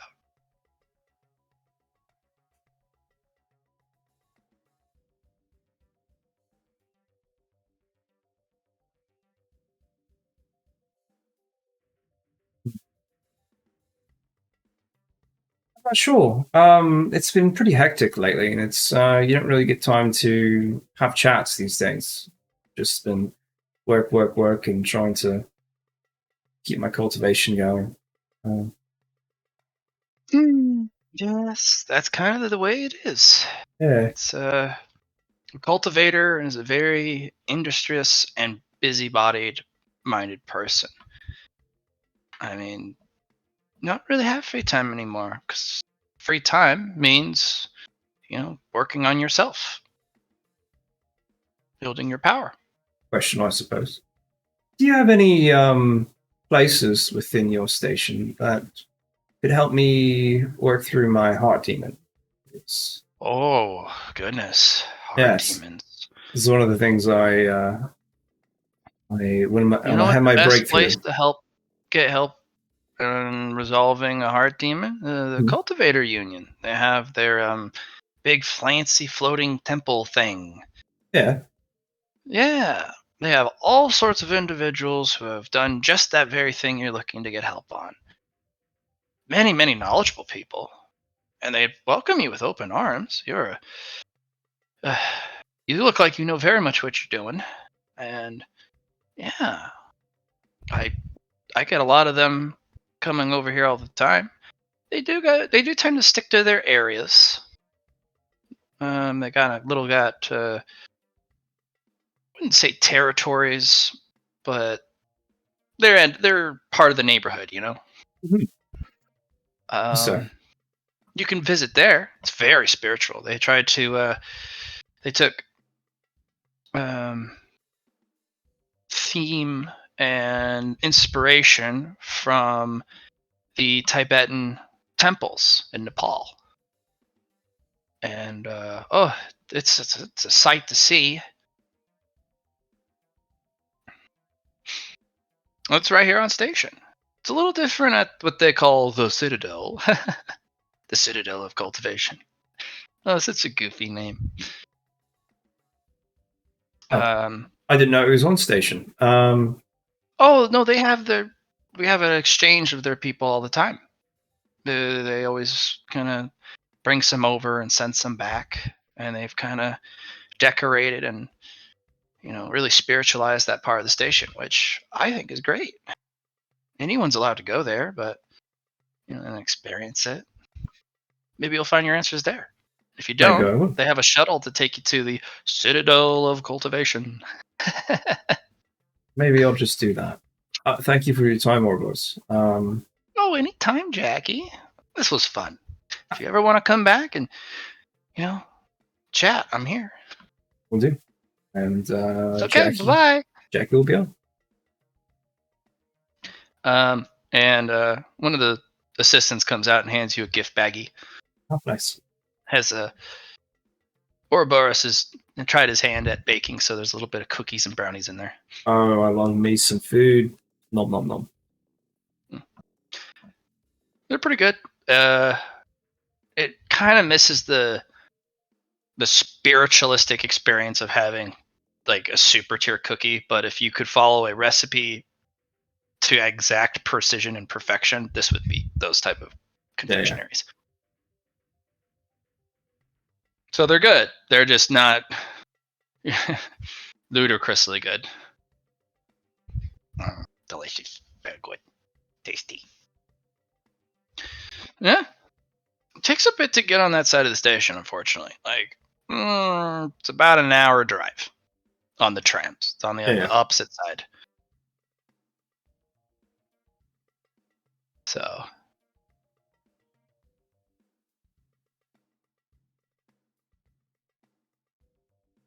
Yeah, We'll hop back to, hey there. What's up with you? Yeah. I called those 2 level 3 technicians that signed up for or put their applications in for the brightest star. They're standing at attention, like a good little Leah Tech they are. It's a level 2 and a level 3. I'm gonna look at them like, so I have been informed that you guys went and put in applications for brightest star. They have their own Leah department there. They're looking for individuals who specifically, have ambitions to open their own little lab, and they're providing funding for kind of smaller project, ideas for Leah. I see. And we have a couple. Well, I have a couple ideas that I wanted to test in the lab, but I'm only a level 3, so advancing here on Ouroboros is very difficult, sir. Not particularly because we don't know our stuff. It's about a seniority system. They have a hierarchy here, and if there's not space for you in the next level up, then you don't go there. You're not cleared for that higher level stuff. Oh, yes, I understand the great hierarchy of the. Yeah. So we wanted to go to a different department that was willing to fund even, small projects like ours, and it would allow us to actually advance in the Leah program. No, that They is have all the fair. authorizations, and they have an actual open Leah department. That's weird because last I remember checking, the Leah department declared Bright Star an enemy. Well, then the Brightest Star declared that the Leah council or whatever was mistaken, and it was resolved back here. Really? How interesting. Thank you for letting me know this. On top of that, please send me what you'd like to do. Mm-hmm. And I'm gonna look at the rest and like, anyone else here with Brightest Star? Please let me know now. No one steps forward. Good. But the guy has kind of an interesting little design. It's a trickle feed system that allows you to take something like a Leah battery or a Leah canister, and it allows you to prolong the life of the battery, and it allows you to plug it into a normal building in a normal place, and it not only converts the Leah energy into normal electricity, but it does it in a trickle feed system because the output from the canister is so darn high, you can't hook it up to the grid. Interesting. It's really small time stuff. Leah would not normally do this. People have fusion generators and other sources, but it's like, look what I can do with a canister. I could power a whole building for quite a long time. By golly. It has merit. It's just Okay. It absolutely would get written off quickly. No, I know that's fair. I'm gonna send a C rank budget to this. Oh, he has stars in his eyes. Because I think it has merit. We could switch from reactors to Leah. More Leah. More. Exactly. My dimension will devour this one eventually. We don't tell them Leah that yet. canister in every room, every home. Everyone's reliant on it. Little do they know. But after that, I'm brought in the main chambers. I'm going to put them behind a buffeting screen, so they don't actually hear what I'm doing, but they can see clearly. And then I'm going to create a fully charged Leah Pro.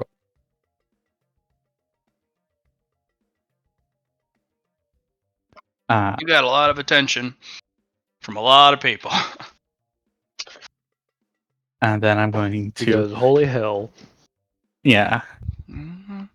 And then I'm going to create a Leah Pro at 1% battery charge. That one does not look like a miniature sun in your hand. Yeah. The other one, that one's very bright. It requires actual those like a welder's lens to look at. Yep. Because it's that bright. And then once that's done, and there's no security alarms blaring off. No, there is a very neat and tidy charm. High radiation energy signature detected. Category 4. Please insert into storage safety receptacle. This is your kind and politely reminder. Thank you. And then, but I'm going to hold it out since I put them behind the security wall. Hmm? And I'm like, this is a Leah Pearl. This is the energy source for the new engines. And this is a Leah Pearl at 1% battery. What we do in the engine is, and then I'm just going to have it start cycling the energy. Mhm. The energy gets pulled off into the main engine and then cycled, and then all excess gets then pulled into the other Leah Pearl, creating a perfect cycle between the two. The hand goes up. This is a level 8 tech. You. Is there a Leah particle cleaning process? Because once you run Leah particles through a drive, usually they're not ran right back into a battery power source. It has to go through a very sophisticated cleaning and recycling process, which unfortunately, with the current technology, leads to 11% total loss. No, actually, because this absorbs the remaining Leah particles into it. Even the contaminated particles? With how this works, there will be no contaminated particles. What removes the contamination? And the fact that the Leah source is pure. He kind of thinks about it. The old generators unfortunately do have a human element. This would be pure math. So you don't have to worry about contaminated particles because it doesn't generate them to begin with. Correct. It's like, well, he says it, so it is. Yeah, using the Leah salt generators. That does produce contaminated particles. Yeah. Because there was a person involved. And then I'm just going to this is how the new energy sources go off. Now the problem is the formula that I use to execute these are deadly to. I'm gonna make a vague gesture to everyone below 8. Just that. Yeah, you got a lot of staff though. Like you got 10 level 8s, Mhm. 5 level 9s, and 3 level 10s. Yeah, and I make gestures to 9s and 10s. You all could survive the process of creating one.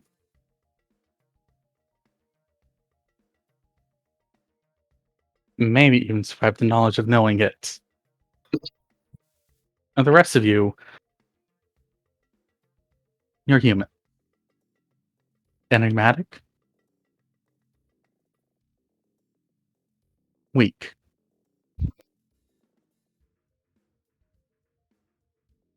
And I don't mean that in a derogatory term. More of a statement of facts. The director kind of turns his way down and looks down the line. Those who are weak in body does not mean you are not weak in spirit or mind. Your mind must grow and evolve, but unfortunately your body has yet to undergo its proper transformation.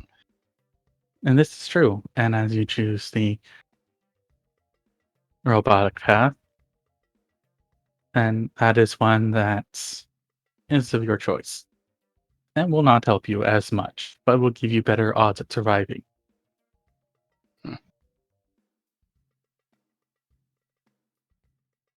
Will you permit us When to study either of the pearls in either state? you may. And the director will float the orb over with Leah particles and kind of water bend it back and forth and float it over to the other 2 10s. And they're all kind of studying it. We can build a machine to make this. It will not require a technician at all. Just a very precise manufactorum that only builds this one device. The charging, on the other hand, that is a different system, but we can make the pearls Yes. with a 1% charge. As for the fully charging, we'll have to build a verse for it. That shouldn't be too much of an impediment, though, although it will be difficult. Yes. They float it back to you. We can do this. Good. Excellent. I will expect you all to get to work On your mark, sir. and go. And I'm gonna eat both my pearls. Tasty. Ooh, that one was crunchy. And the director, everyone's still standing in line, and the director will assign the other 2 tens, and those will then, it's kind of like a cascade of just the 10s talk, the 10s peel off to talk to the 9s, the 10s walk away, the 9s peel off to talk to the 8s, and so on and so forth. Mhm. And eventually all 100 of your staff are already working with full purpose within about 5 minutes. And it's gonna take the time though just to silently observe everyone, especially the higher end staff members. Um, Many don't touch what they're interacting with. They have some sort of practice here for the higher end Leotechs. They touch everything with some sort of telekinetic or some sort of ability to let them interact with stuff without physically touching. All the other techs put on very special gloves, and they all have in a very contained, static, resistant suits. So even if you're breathing, you don't leave any moisture anywhere. It's all in a suit. Interesting. This is way more than what you guys do on Ares. You got guys literally huddled over doing some stuff, fucking sweat dripping down while they're working on a recycler. Have a little headband. I'm like, Goggles. the difference here is astonishing. But A I'm lot gonna more call. casual. I know, right? I'm gonna call that level 2 technician that went and spoke to Brightest Star over. Yep.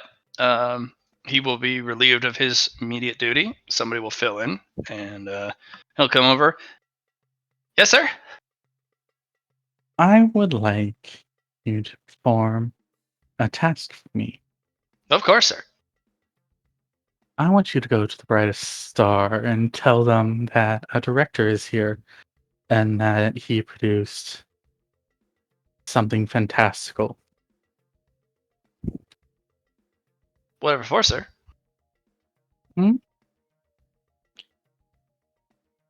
I want to see if they make a move. Unfortunately, sir, my clearances do not authorize me to carry department level secrets of that grade, let alone tell them to other people. I'm only permitted to know what I'm allowed to know. That's true. And I know So you're not I permitted to can't tell them. comply with what you're asking, sir. I'm gonna look at him and go, I think Were you only a not level wanting- 6 or 7 tech could do that. were you not wanting to make your way into the Brightest Star's good graces? I was, through the merits of my own work. I have a project that I want to be, sponsored for, and I want to have my own budget and my own rec, and then I want to make something. It's just, unfortunately, I've been a level 2 tech here for 50 years, and I've been overlooked for promotion quite a few times. But that's okay. I just need to be shipped out to another department, so I have opportunities there. My God, 50 years. Let me see what you're working on. As I pull up his files. That ain't work of a level 2 tech, tell you what.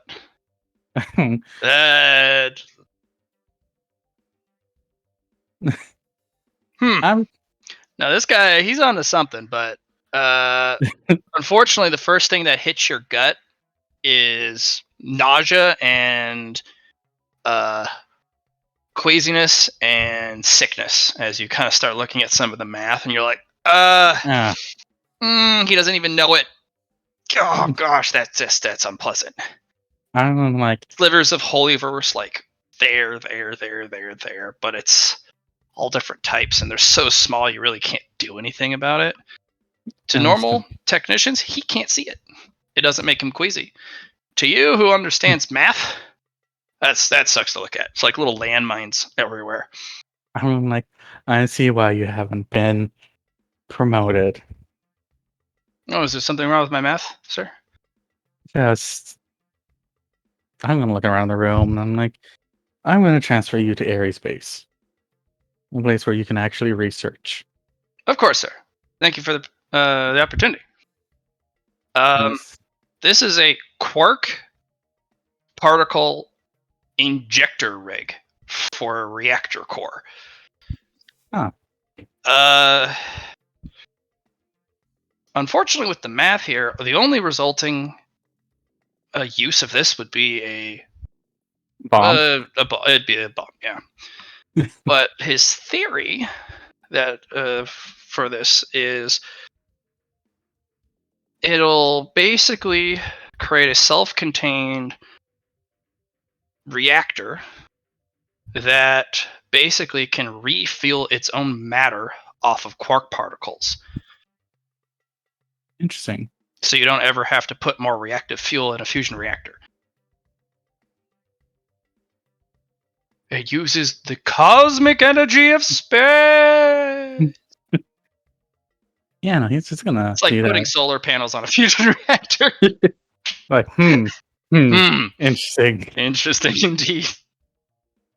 Well, yeah, no, and then I'm just gonna hand that over back to him, and I'm just gonna like, I'm gonna look at my Soul. I'm like, keep an eye on these people.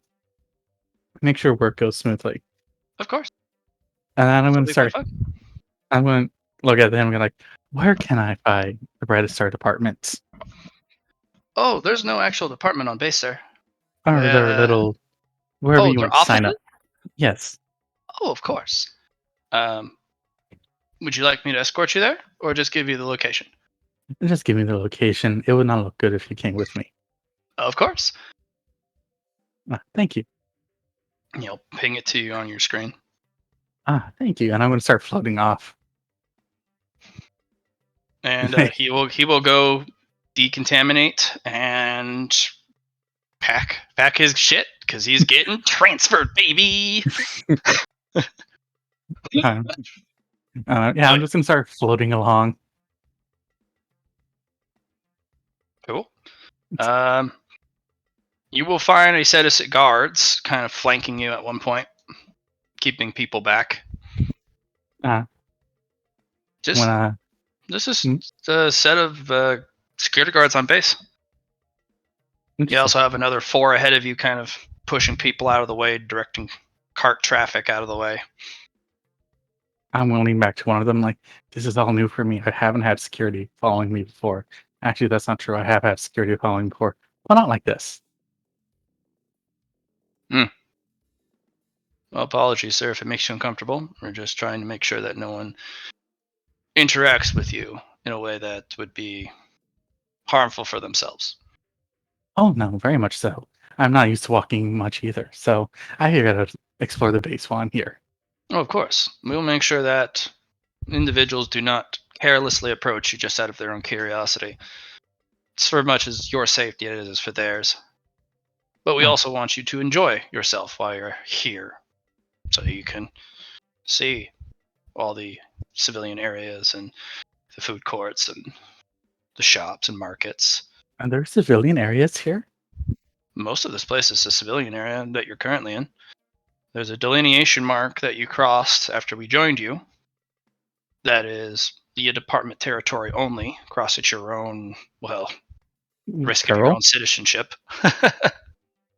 But once you cross that line, there is the dead man or the no man zone, which is the warning.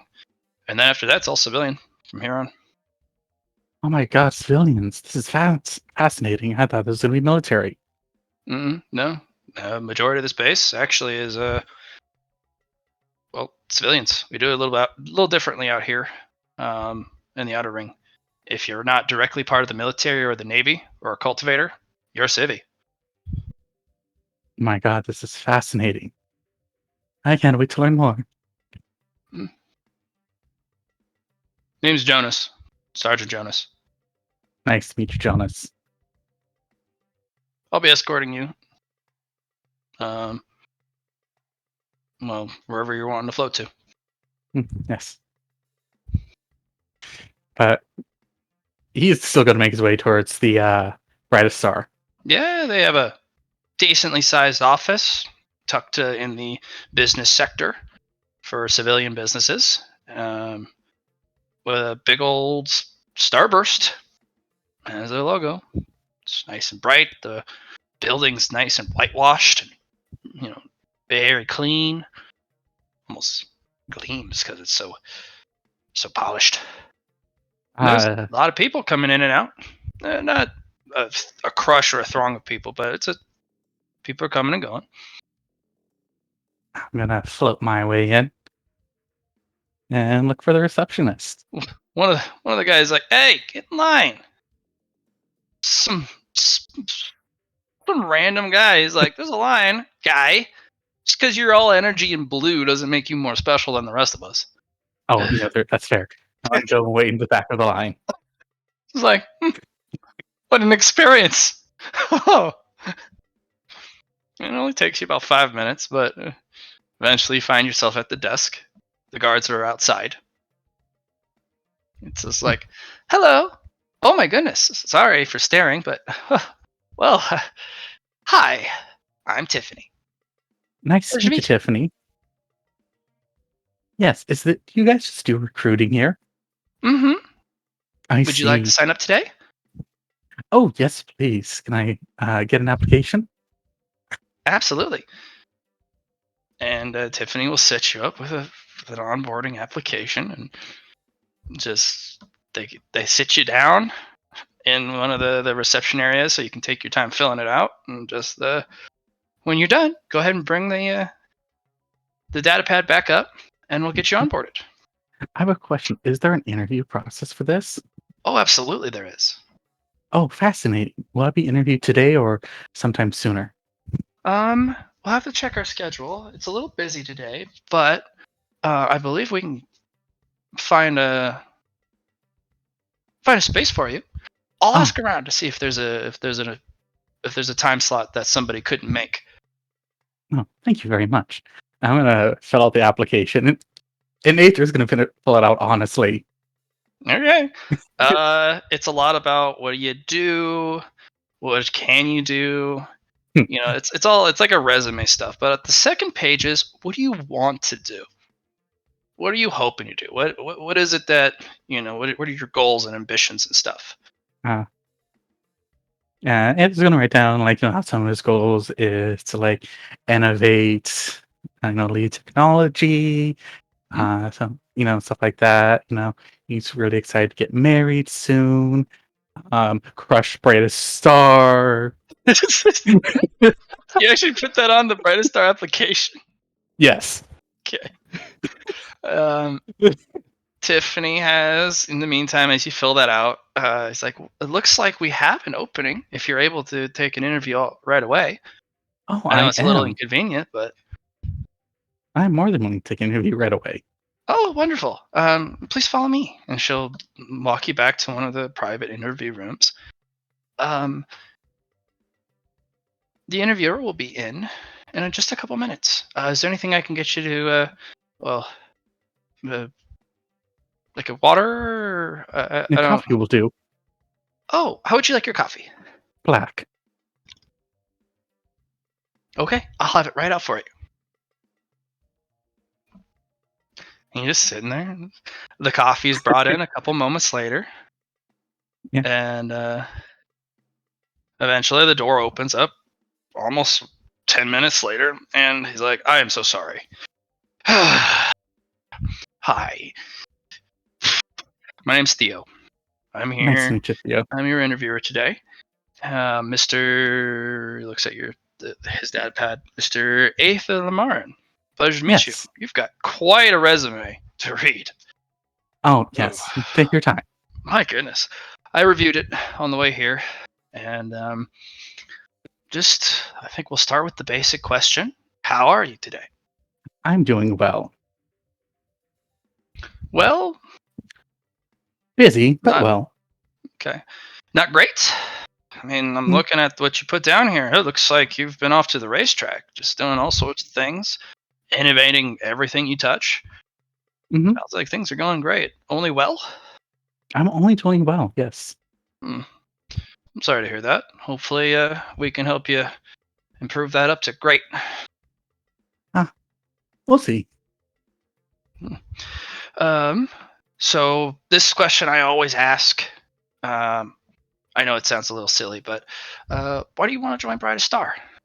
Oh, I really don't want to join Brightest Star. Oh I gosh, mostly came here to see your facilities, what's going on, and I figured an interview would be the quickest way of getting that done. would you like a tour? Would love a tour. Come on, join me. This guy will get up and he will show you the office.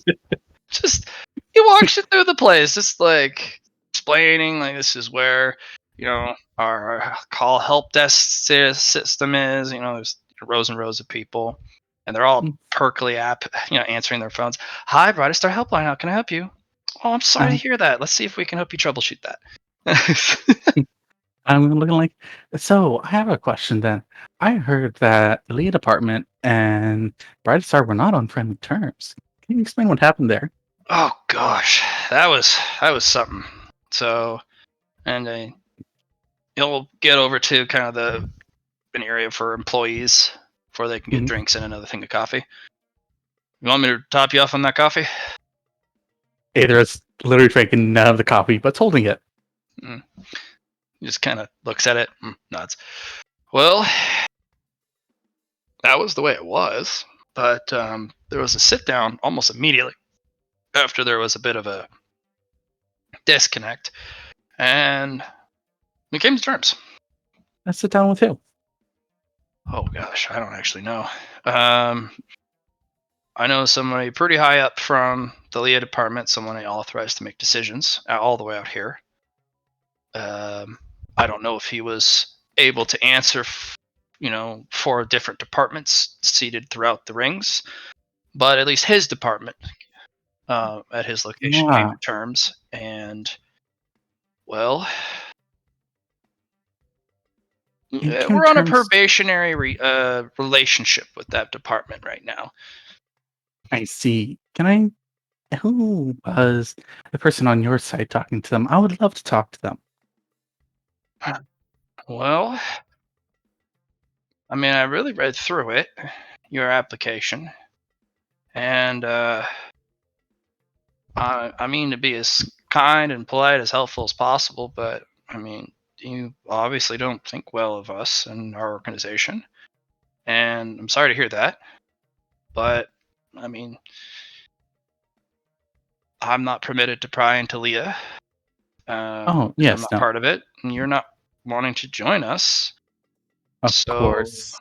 I'm not really at liberty to share that type of information with you. I'm sure he would love to talk to me, though. As you can see on my application where it does say I'm the lead department council member. Yeah, interesting that. Mm, we don't have contact with the Leah um, council other than you yourself, sir. And I mean, no one does anymore right now. It seems they've gone into some sort of closed um, meeting, but who knows how long. And with the Thunderhead also quiet, it's kind of everyone's looking after the number one. We're all just kind of trying to keep it together here, by working together and relying on one another. Of course. And like I said, I would love to help facilitate a well-being between our groups. Okay, well, that's good to hear. I can't give the information to you about our organization and members, but you're only a council member. I don't think there's anything you can't access, such as employee files, hmm records, all that type of stuff. You can look it on your end. I could, but that's what I'm here looking at. who negotiated on your behalf. And I was hoping to open to negotiate with them as well. Well, I'll put something in the pipe, see what happens, but I can't tell you who they are. 'Cause that's not something I could share. You're not part of the organization, so Oh, that is fair. so I'll definitely reach out to them. If well, I'll show them your application too. I think they'll get back to you rather quickly. Well, considering that we have an honest to goodness council member here. Thank you so much. And you know what? See, that's the thing. I know Brightest Star has some very good people in it. Well, we try. I mean, we just like everything. We got our goods and our bads. So we try and make the good stuff as good as we can, and we try and fix the bad stuff. But things are definitely out of my hands. Oh, yes. You're very much just a simple interviewer, right? I do a couple things. I'm more of a manager, but I donate my time to doing interviews. I really love the people part of my job, and you know, one of my goals and ambitions, and as part of the job, is interacting with people. So uh, mostly, I kind of just manage the help desks and a lot of the technical stuff back here. Keep the building running. Well, I tell you what, if you're ever looking to move up, I am looking for a secretary. My wives say I need to get a better one. Well, not cleared. I don't know anything about that Leah stuff at all. Kept my nose clean of it. So, a little tough. No, that's fair. Yeah. I'll think about it. I don't really, secretary, not really what I was hoping for. That removes that people interaction thing, you know? And that is true, but you would be interacting with people on Airspace all the time. But is it? It's mostly doing business and job related stuff on behalf, and I really like to get to know people, like doing the interviews. My job is pretty relaxed. I get to kind of go at my pace. Oh, no, that's fair. I am. My relaxed space, I've been told, is very exhausting.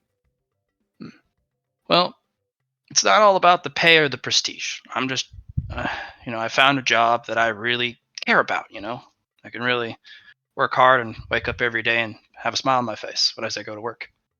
Really love what I do. It's not extravagant. It's not, innovating the future of the enigmatic empire.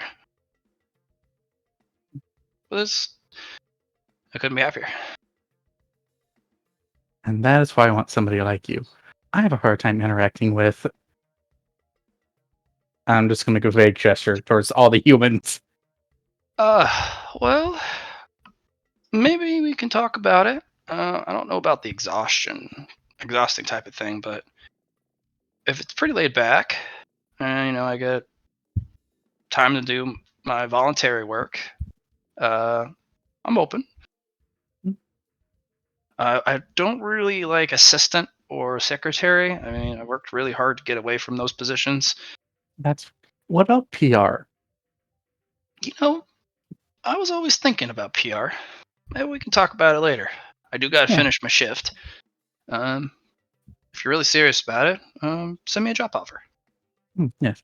I'm going to hand him I'm going to materialize a business card for him. I'm going to send it over. Wow. Oh, I've never seen that happen. My goodness. That just came out of nowhere. A bunch of blue lights and just poof. Yep. Pretty fancy thing. Thank you. Thank you. Take it and put it in his pocket. At your back, though, because your energy conscientious, one of the cameras, not a Thunderhead camera. There's one Thunderhead camera in each of the major areas. but you know they're down for now. There's a lot of other cameras. One of the cameras behind you, over your shoulder, it, zooms in on you giving him the card and kind of follows which pocket he puts it in before Mhm. zooming back out. I'm gonna stop and turn my head to look at it. Camera's just, I didn't do anything. Somebody's watching me. Hmm. How interesting. Or they're That's watching you. that's the technical security group. Don't really have much to do with them, but I make sure they got what they need. It's my building after all, and they're here for in case something happens or there's some sort of threat or security. Security. Very much so. Thunderhead has access to all our cameras as well here, if he was talking to us. But he's able to use our cameras and go through the video if he wants. But we have our own camera, so we can record our own stuff instead of having to go through the Thunderhead to get that Requisitioned. Yeah, and that stuff, if you can get it approved for requisition at all, let alone trying to find it, that's the real son of a gun. We don't have any Thunderhead camera techs here. They're all on the inner ring and the jewel, So Interesting. we bypass that by, well, just having our own cameras. Oh, yes. I have a question. Sure. Does the station commander have access to those as well? If he so wishes. We wouldn't refuse the station master access to any security cameras or feeds. But he doesn't have access to them right now, you're saying? No, he does. Well, that was part of the security protocols that he puts in place. Any personal cameras need to be given full unrestricted access to both the Thunderhead and to the station master and any of his security teams. So they can look through any of these cameras whenever they want. Interesting. They can Thank you also so much. immediately requisition any footage, and we'll make a copy for them right away, and we can get it to them within minutes. Truly fascinating. Yeah, we're not allowed to install these things if we don't comply to those directives. So everyone plays. Thank you so much. You've been very informative. Glad I can help. And I hope to hear from you soon. Well, I'll definitely give you a call. See what's going on with that. And Anther's going to start floating out. And you feel the gaze of one camera following on you, but another camera turns its lazy eye towards the manager and kind of follows him. I'm going to stop and I'm going to turn back towards the camera. And I would say I give it a look, but my facial expressions are non-existent. You turn and look at the camera just pauses, doesn't move. Like, if you want to talk, we can talk. Nothing. Continue floating along. Yeah. Tiffany's like, thank you for stopping by today. Hope to see you again. Thank you so much, Tiffany. And I'm gonna. You have a great day, sir. You too, ma'am. I'm gonna continue walking out. I'm like, look at my guards. I'm like, I'm heading back to the Leah station. We'll escort you. Thank you so much. As I go talk to my next victim of the Leah, the Leah, not council member, director. Yeah. Yeah. Here or? Yeah. No, you were talking to him. He's part of your project. I know. I'm going to go talk to him because we're going to have a conversation of what did you talk about and what did you get? It wasn't this guy. It was for a different department. Oh, really? Which department? There is a Leah department on one of the Brightest Star bases when they were on good terms. And then there was the falling out, and, well, they made up. I'm going to go talk to that Leah director That then. is a you zipping across the outer ring to that base. Fair enough. Interesting. Okay, so they have their own Leah director. Yes. So it was probably established there as a research site controlled by Brightest Star. And of course, they're kind of stuck there. The only thing they could do is take all their personnel and evacuate and leave. But Brightest Star let them. That, and there's probably a lot of projects they got that they just can't halt or just move. Fair enough. So it's not on this base. Absolutely not. When the fleets show up and start to flex, and they're like, Brightest Star, bad. Well, the Leah department ain't stupid. It's like, well, we don't want to piss off the fleets. Let's learn from those idiots. A lot of departments and organizations just don't associate with Brightest Star anymore on Ouroboros. They are radioactive. Yeah. They pissed off the fleets, and the fleets went, no, we don't like these guys. And everyone went, okay, we're not talking to him anymore. They're pariahs on the station. Yeah, we're gonna... What's across from Brightest Star right now? Like, in the building? Yeah, like, what's across from them?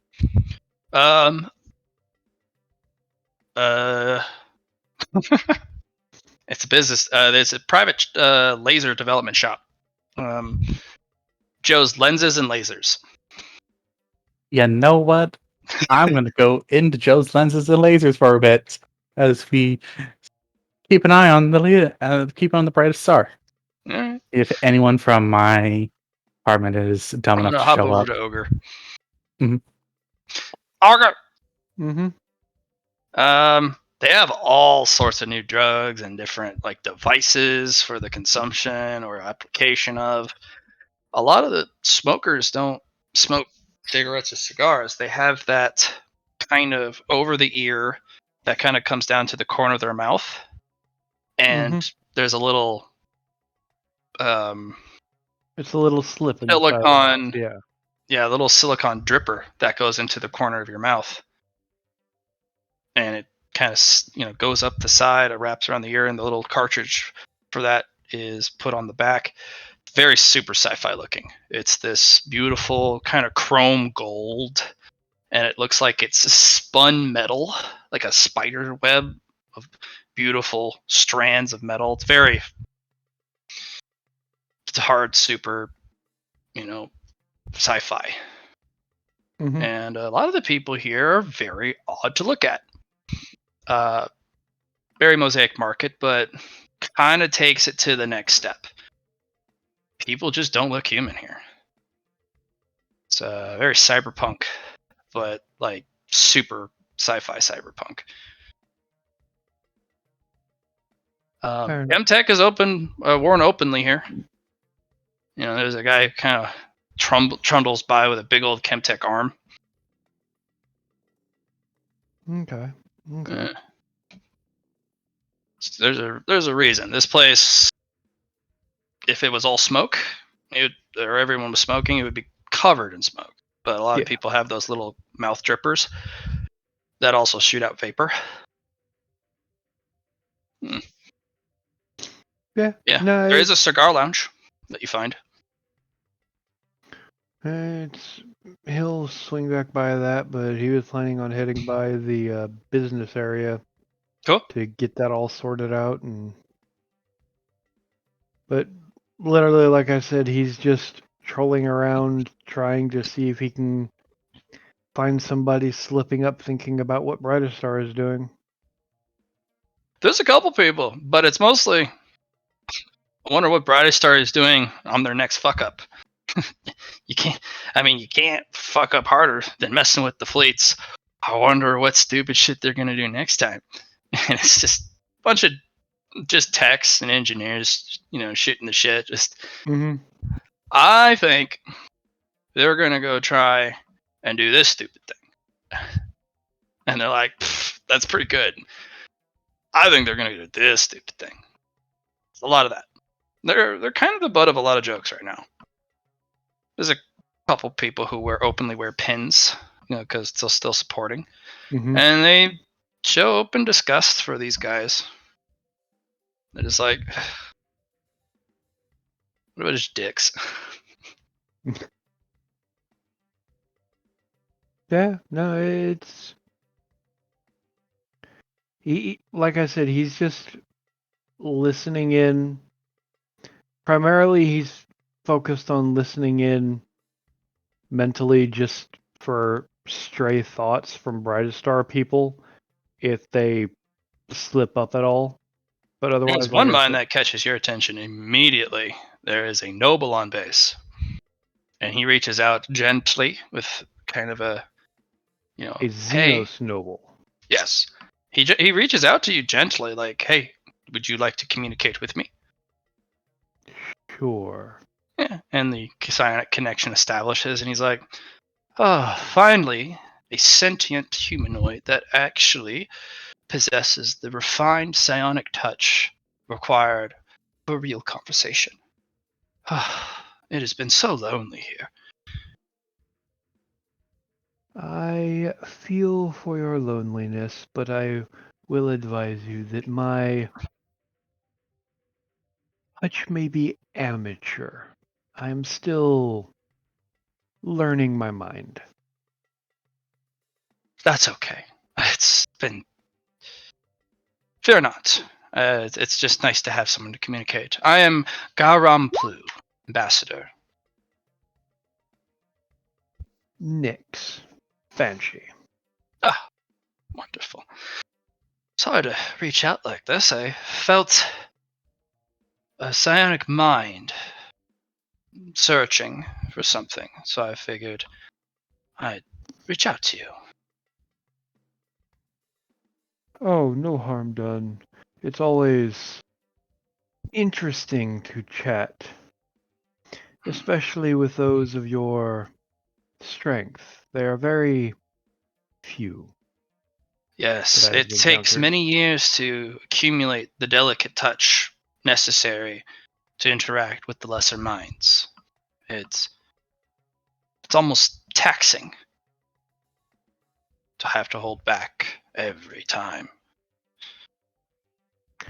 I understand that all too well. Just being in my presence, I have to rein it in just so that I don't have people bleeding all over the place out of their face. I don't understand this. I guess your species did go down an alternative evolutionary path than ours, but surely your mind should have some sort of organ or some sort of defense, biologically at least, against even the barest sonic touch. It can be trained up with encounters, repeated encounters, that kind of thing. But as it is so vastly rare amongst us to have one with this touch, that it's just become an overlooked state. It shouldn't be put on those who are of the betters and the higher of their class that we would have to hold back. It should be the lessers who need to meet our standards. That's the way it's always been. And it prevents us from doing as we are meant to do. It's an encumberment that is unnecessary. We hardly interact with the lessers in the first place.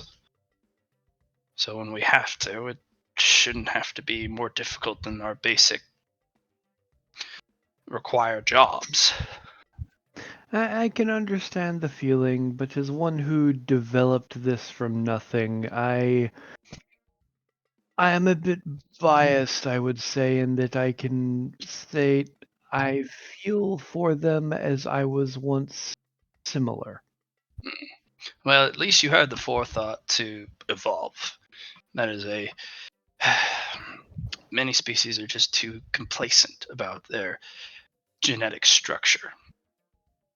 We've gone to extensive lengths to correct very specific weaknesses in our own biology so that we can be left unfettered by such weaknesses. I understand and have fully embraced that mindset myself, as my evolution is never complete. There's always more. That is wonderful to hear. You are a kindred spirit, and it's wonderful to meet you here. As it is to meet you. So, might I ask, why are you on this station? I was the Ensign Ambassador. Any of your major facilities, we've always tried to reach out and establish a ambassador in case there can be some sort of conversation to be had with individuals of actual power. Fair enough, fair enough.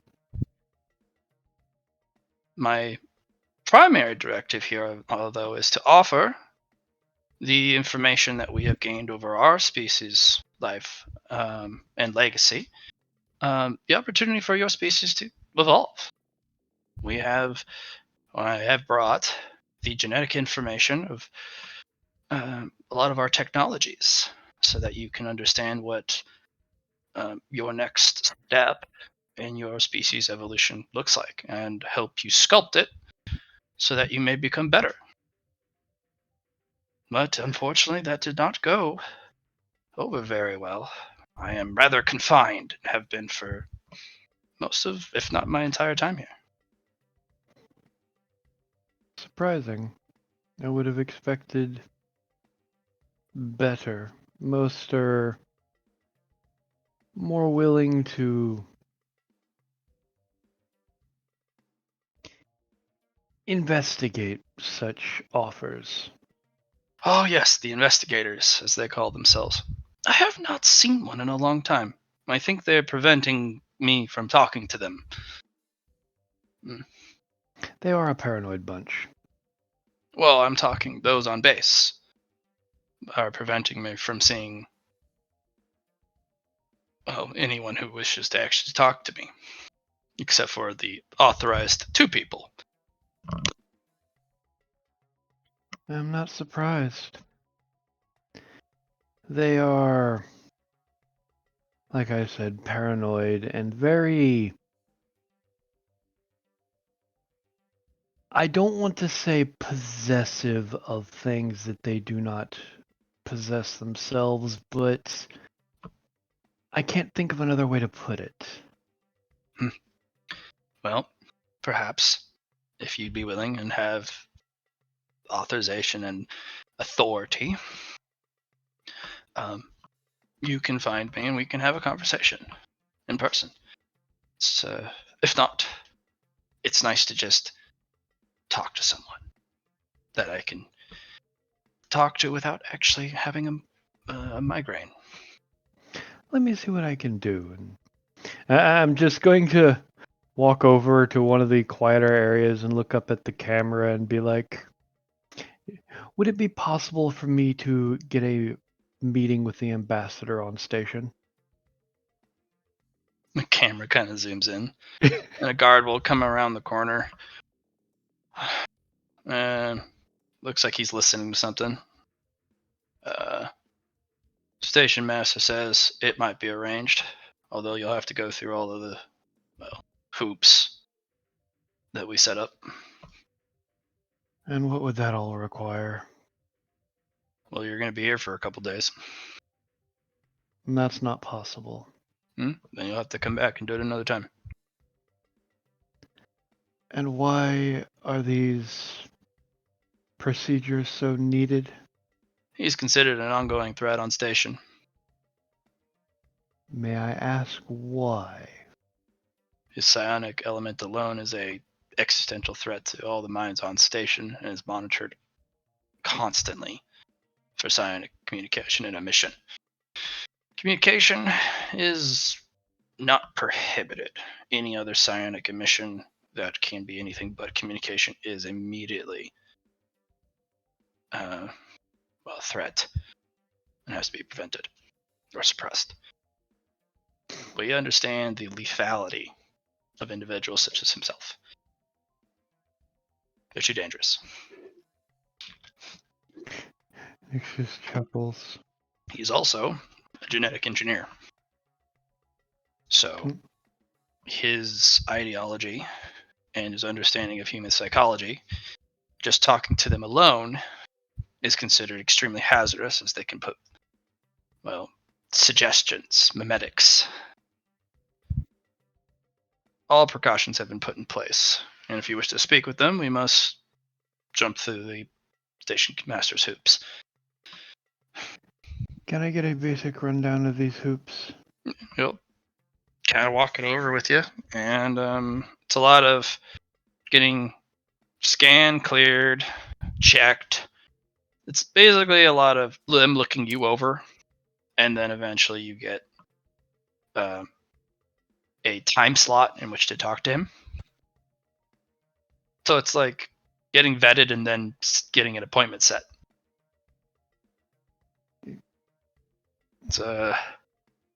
It's security on the station is no joke for anything.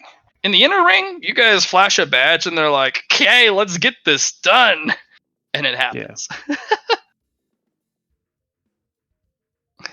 And this, you said he's a noble but not a royal.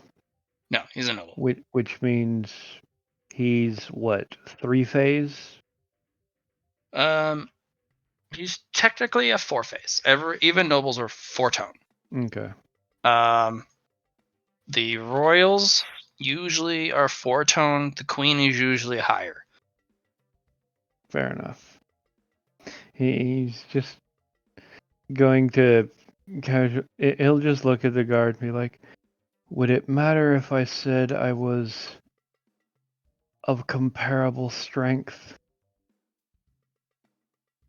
to where he wouldn't be able to do such He's going to give you a weird look. capabilities? Are you admitting that you are psionically active? It's in my records. Sir, I don't have access to your records. Your records are so, well, classified. No. Only the station master or his direct assistant can actually look you up. Sorry, I'm used to dealing with others. Yeah, you guys do it your way in the inner Yeah. ring. We do it differently out here. Fair enough, but yes, I am psionically capable. Do you need a psionic inhibitor device to help protect you? No. All right. We are not authorized to immediately apprehend you and force you to undergo testing, since your clearance is high. But you will require a set of guards while on base. You comply?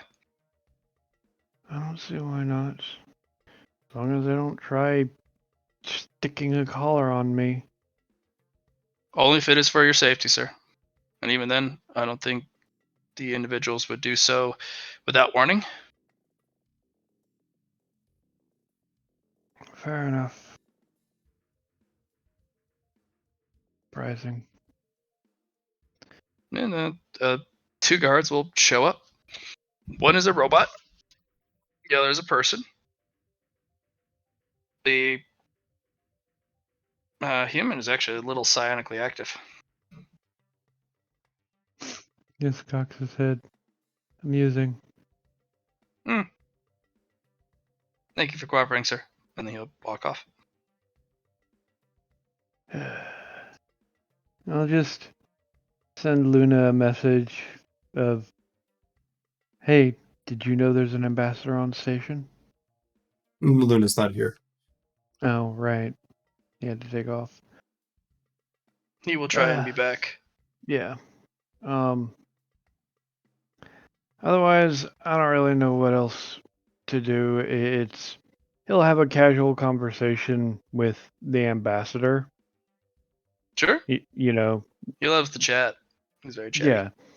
It'll just chat with him while he hangs out in the cigar bar, I guess. No, I was heading to the business place. Okay. But yeah, other than, like I said, listening to what he's listening for, he'll just chat with the ambassador while he's walking there. It's a lot of pleasant conversation. He's a Mhm. pretty decent conversationalist, and he's just happy to actually have someone to really talk to. Yeah. Like, so a genetic engineer, huh? Oh yeah, very important. Yeah. It's Yeah. considered a scholar's profession from my people, an honorable profession.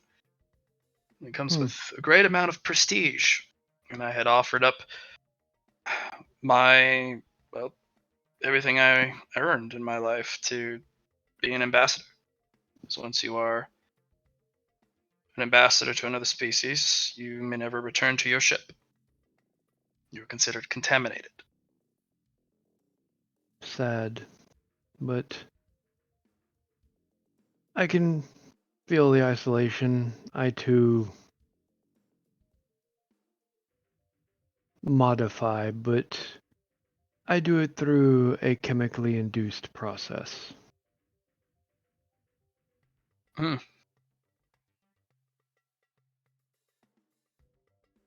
It's actually pretty fascinating. And you guys will go back and forth, kind Mm-hmm. of however much you want to share or however little. He's very chatty. He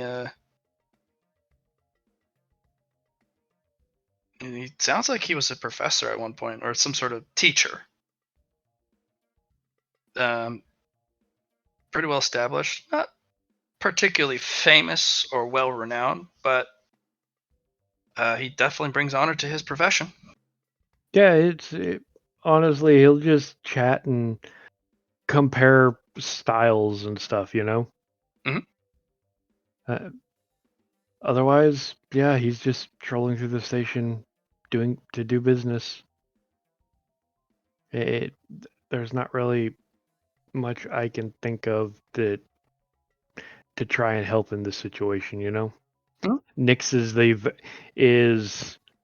he'll make backroom deals, but he's very much I'm just going to walk in through the door and do what I need to do type. And that just won't fly here.